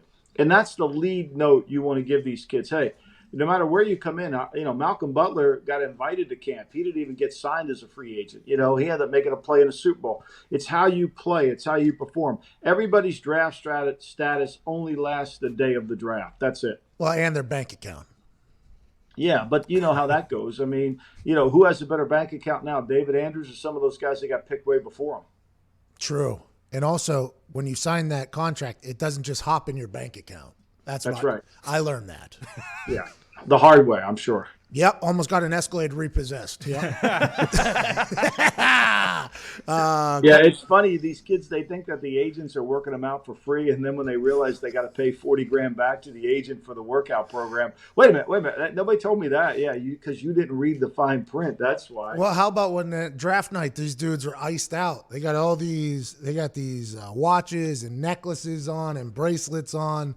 And now, granted, they didn't plan on buying them, but you got to pay rental fees for that now, too, once you get drafted. They come looking for it. I mean, it is a wild world. Speaking of wild world, wild time, Schefter reported this morning that the Miami Dolphins tried to bring Tua Tagovailoa into their facility March 13th. He was their first college person they wanted to look into. So what that definitely tells us is they want a quarterback. Is Tua going to be that guy, especially after what you've heard Tannenbaum keep saying on ESPN, as it would be irresponsible to draft a guy with that health history in the top 10? How do you feel it plays out for the Dolphins? They have 3 picks. They could potentially move up to 1 if they really wanted to, I think.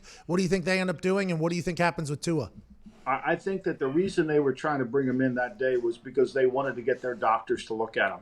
I think they could not make a decision on the player until they had the physical. And I've written this extensively. I've been called out on it by other people in the media, but I do think that durability is an issue. I think past performance predicts future achievement. And I think that if you've been hurt, he's played 32 games in his NFL career. He's had 5 surgeries, the 5th metatarsal twice, ankles, hip. He's a quarterback that has to rely on movement and running. He is 6 feet tall. Through all this stuff, we never talk about that he's 6 feet tall. We all talk about his injuries and his remarkable play. But I do agree that when you're picking in the top 10, durability is a factor. And I think the reason he is slipping by a lot of people's accounts is because no one wants to invest a lot of money in a guy with the potential to get hurt again. And I don't care what look, Lee Steinberg's job is to promote the player. Trent Dilfer's job is to promote the player. The team's job is to evaluate the player. And all I'm trying to do is bring people and make them aware of what goes on when you're evaluating a player. I'm not against Tua or trying to hurt Tua.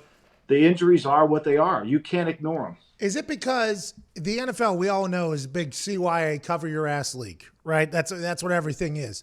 If you're a GM and you draft Tua, and if he gets hurt, even in his 3rd year, let's say he has 2 good years and he gets hurt in his 3rd year and he's out, you as the GM, the guy that's going to be placed alongside him, everybody's going to say, we knew it was going to happen. Everybody knew it was going to happen, and you're potentially on the hot seat immediately upon it happening, even though in the NFL, there's 100% hurt rate. I mean, that's just the way it goes. But if you draft Tua and he gets any injury or anything like that, you as the GM, you're going to have to account for that, and that is something I think that could potentially scare some people. Whether Tua deserves this or not, I think that's just the way the league is. It is, Pat. I mean, look, let's face it, past performance. I mean, the draft's about one thing. It's about money, okay? You just said it earlier. It's their bank accounts, right? So the money's coming in, right? Now, if I'm going to give you a large sum of money, I've got to mitigate my risk. I've got to mitigate my risk. I can't take on a huge risk and give you huge money. There's the ebb and flow between Tua, right?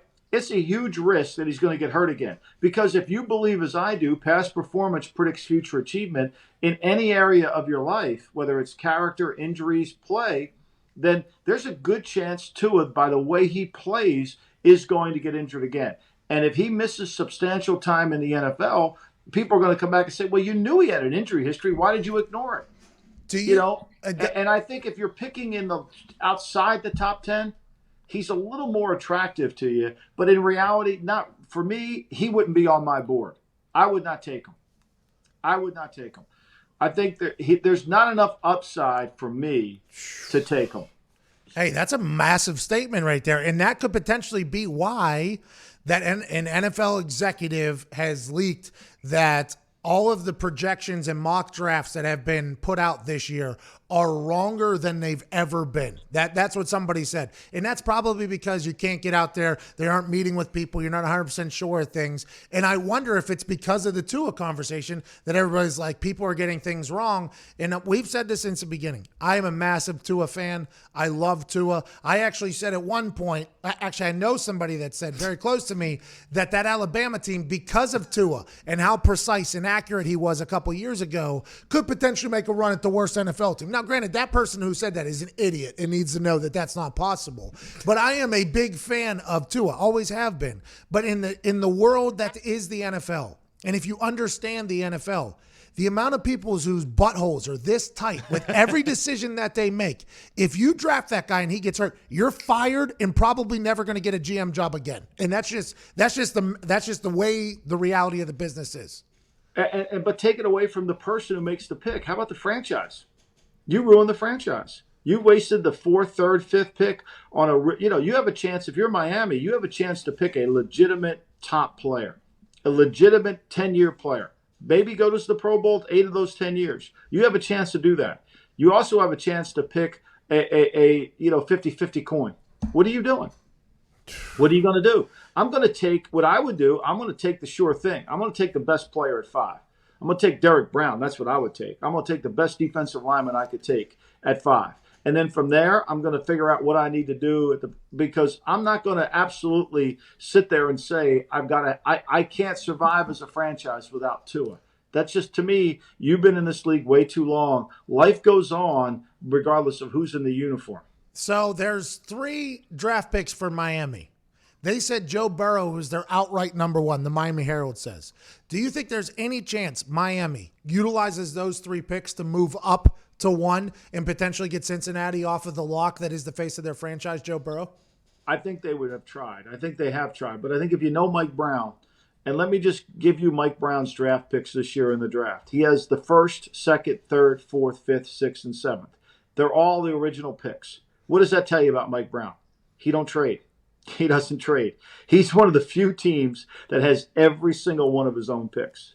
Okay? He's difficult to trade with. And I think when you break down the Bengals and you realize how bad they were on both sides of the ball, more on defense perhaps than even on offense, they need to change their leadership within the framework of the team. He gets away from the $16 million. They'll cut Andy Dalton 2 or 3 days after the draft, probably end up in Jacksonville. And I think in the reality of it is he knows he needs to change quarterbacks because Andy Dalton can't do it. Okay, so Andy Dalton, I think Andy Dalton's a better quarterback than the records have shown him. I mean, granted, he got benched on his birthday last year and stuff like that. I think the potential of being a Bengal could wear on him a little bit, and how things haven't worked out for him. And they had a lot of winning seasons, but here as of late haven't worked out, and obviously they're looking towards the future. You think Andy Dalton, a couple of days after gets cut, you said Jacksonville's where? Do you think there's any chance he ends up in New England?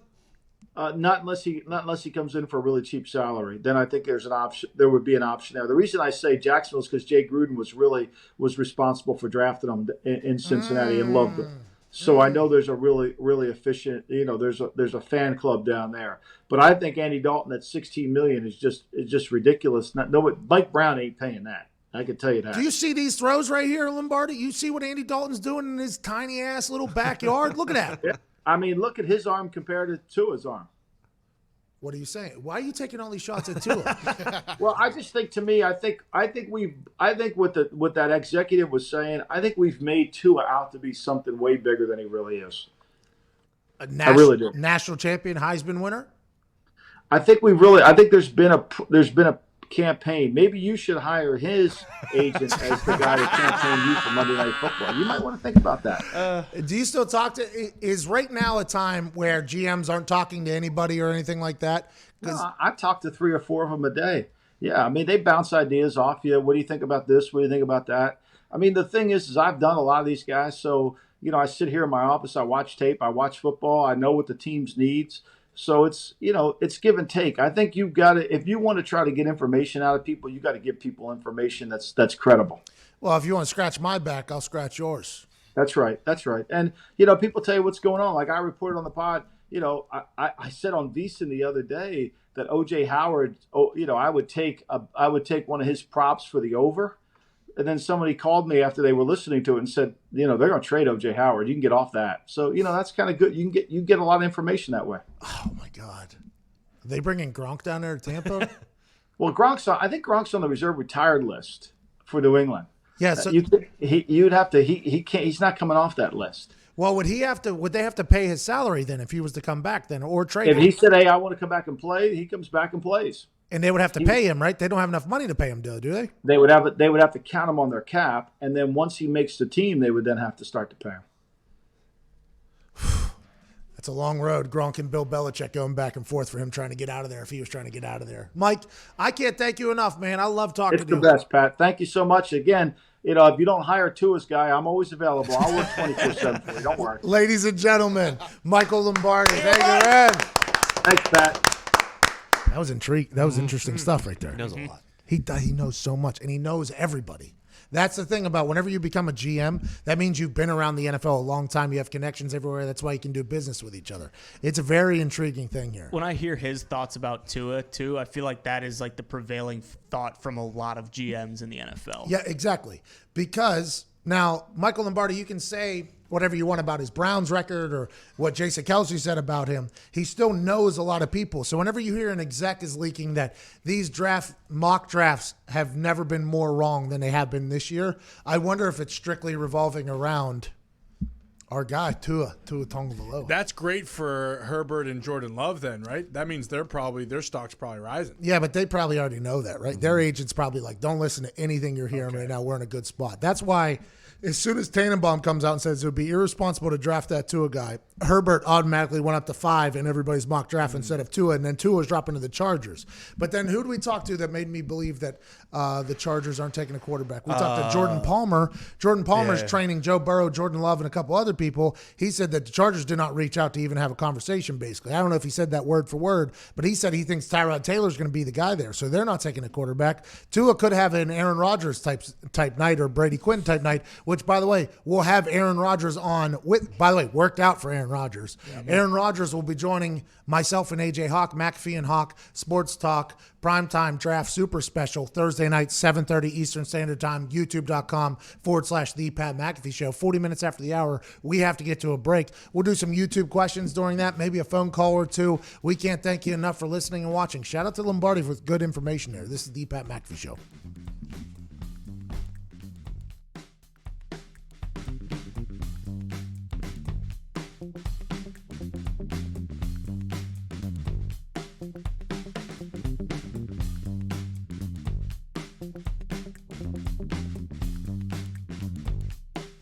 We're back. Okay, let's go to a phone call. Let's go to Mike down there in Pittsburgh. Mike, what's going on, pal? What's going on, boys? Happy Friday. Hey, happy Friday to you. What part of Pittsburgh you in? I'm living down in the South Hills. South Hills. I used to play for Beadling down there in the South Hills. Used to travel around every once in a while down there. I played for PFC, so. Who's that? All right, so are you ready for this? Bums. What's going on, Mike? The Steelers need to upgrade at the skill positions, right? Because they're in win mode now with an aging Ben. They don't have a first-rounder this year, so a Judy-like pick is out. Do you think they should gamble on another James Washington pick, who hasn't really made a huge impact, or go get a veteran like, I don't know, but the last time we signed one, we got Moncrief, who couldn't catch a cold last year. Oh, easy. That's my guy, Mike. Jesus. Not wrong, though. Dante Moncrief had a rough outing with the Steelers. Didn't do great for the Jaguars either. I think it was worse, too, because we were excited because you talked him up. He was a stud. It's my guy. The guy was my guy. Dante Moncrief from Ole Miss came to the Colts, ran very fast. He and T.Y. Hilton had a great relationship, caught a lot of balls. But for some reason, like front office people didn't love him. So he'd come on the punt team. I had him as a gunner for a while, superstar wide receiver, doesn't normally want to play the punt team. I had him down in punts inside the 10. I love Dante Moncrief.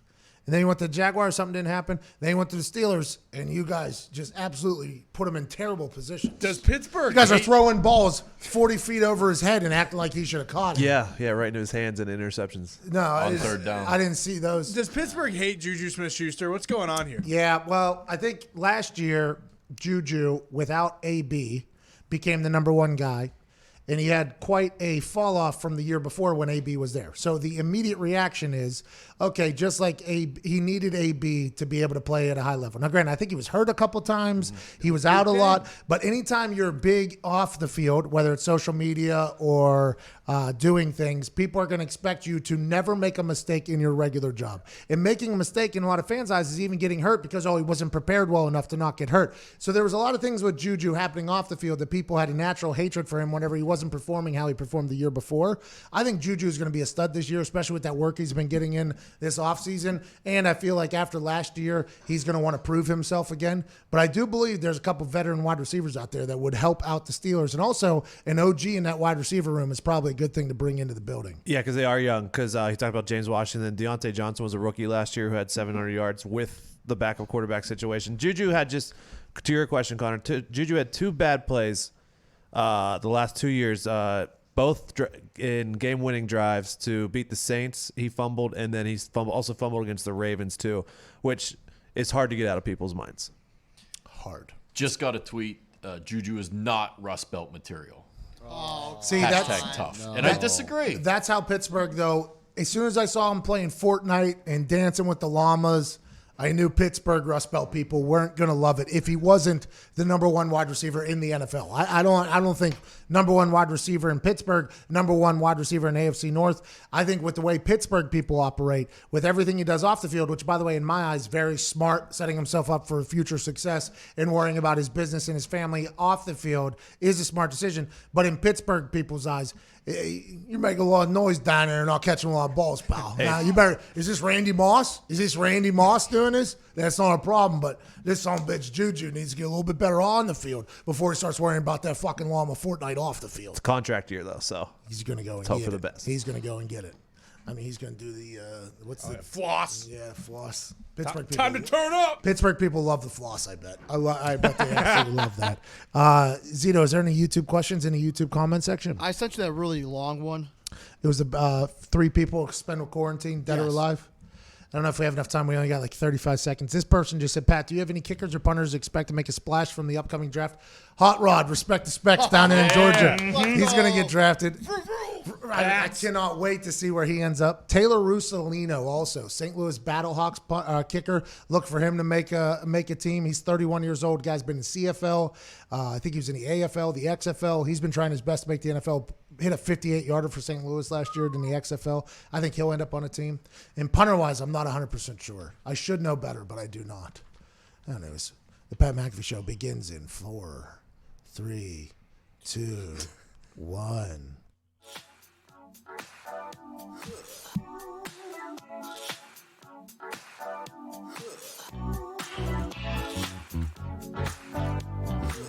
So what happens there is we have to go quiet for 10 seconds for station identification, but Zito has an ad read. Ladies and gentlemen, a reading by Zito.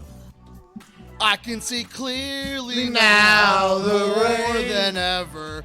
We know the businesses are grappling with incredible challenging times. A lot of things in life and businesses are changing right now. And we're all adapting to our new priorities. While it takes time to adjust, LinkedIn believes that we can create opportunity when our community comes together.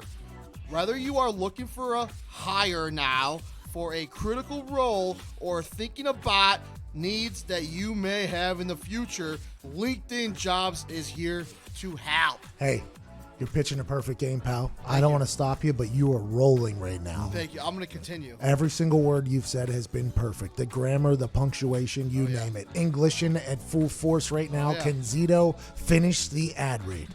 LinkedIn is an active community with over 675 million members worldwide. Wow. Yeah, that was a dramatic pause we call in the game. Yeah, what game's that? This game. This game? Oh, yeah, the ad reading game.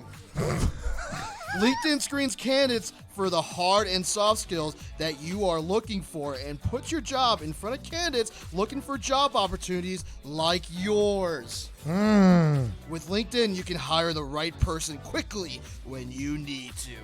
I'm going to go ahead and call some action. Is that all right? Please do. This is your best reading I've ever heard. Oh, thank you. When it's time to hire and find that right person, LinkedIn is here to help. Plus, if you need a hire for healthcare or essential services, you can post your jobs for free. Nice. Just visit linkedin.com/Pat. Again, that's linkedin.com/Pat to post a job now. Terms and conditions may apply.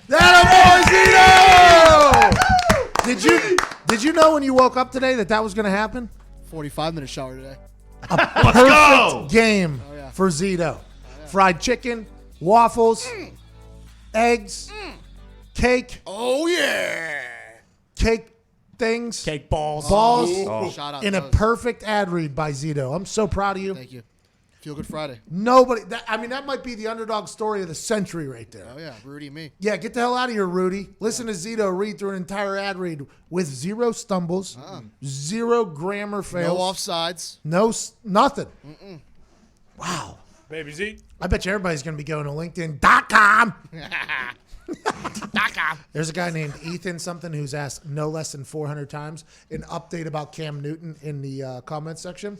We don't have any updates about Cam Newton, but it does seem intriguing to me that I thought he would end up at the Jacksonville Jaguars if the LA Chargers won't take him. He said, oh, no, Andy Dalton's going to end up with the Jacksonville Jaguars because Jay Gruden's down there, and Jay Gruden's the one who drafted Andy Dalton and loves him, and that's the same offensive system that he's going to have. And they only got Gardner Minshew down there right now, which you wouldn't rely on a rookie to potentially be your guy. This is very interesting because where does Cam Newton go? If all these spots are getting picked, and Jameis Winston's still out there, by the way.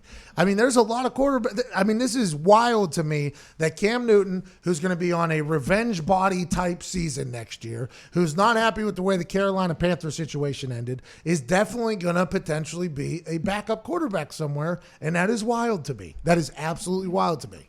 Someone with an aging quarterback as their starter, if you could get either Cam or Jameis, Wait, why can't Cam end up at the Saints? would he? I mean, You can. He would have to take a Take a backup. huge pay cut, right? Yeah, Matt. Well, he's not going to get $20 million from anybody at this Yeah. point. and they already have their quarterback of the future. Taysom Hill.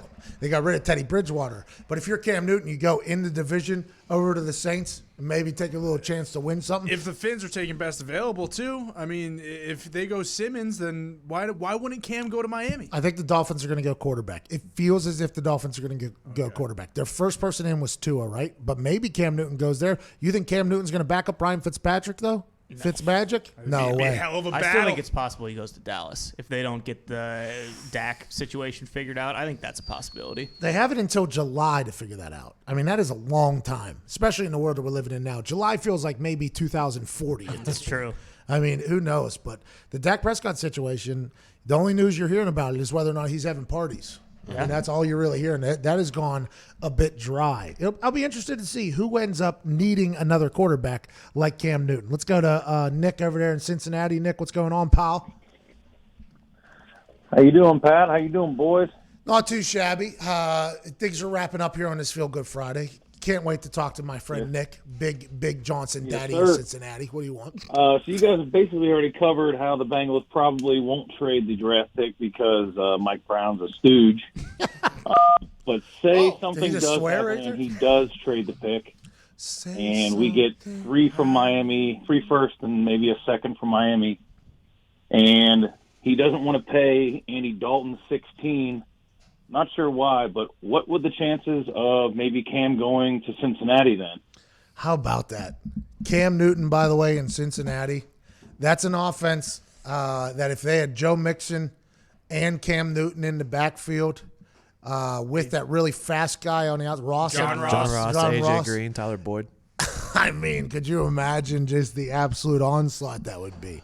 Mike Brown does not trade anything, is what Lombardi just said. He's hard to do business with. Imagine calling that guy, being like, we're thinking about trading. Nah, just hanging up. I don't even have a Zoom because I know exactly what we're doing. I don't need to talk to anybody else. I know exactly what we're doing. They have all their same picks that they're supposed to have for 7 straight rounds. That is just not a normal thing, especially in these days, and you have to respect it at this point. So if they get 3 other first-round draft picks, if you get 5, 18, and 26 from Miami for a guy that you might not be 100% sold on, which it has come out that not everybody in the Bengals building loves Joe Burrow over Air Bear. You get 3 first-rounders, and you get a chance to bring in Cam Newton. I mean, that seems like that'd be a smart decision. And since it is, I'm not saying it. They won't do it.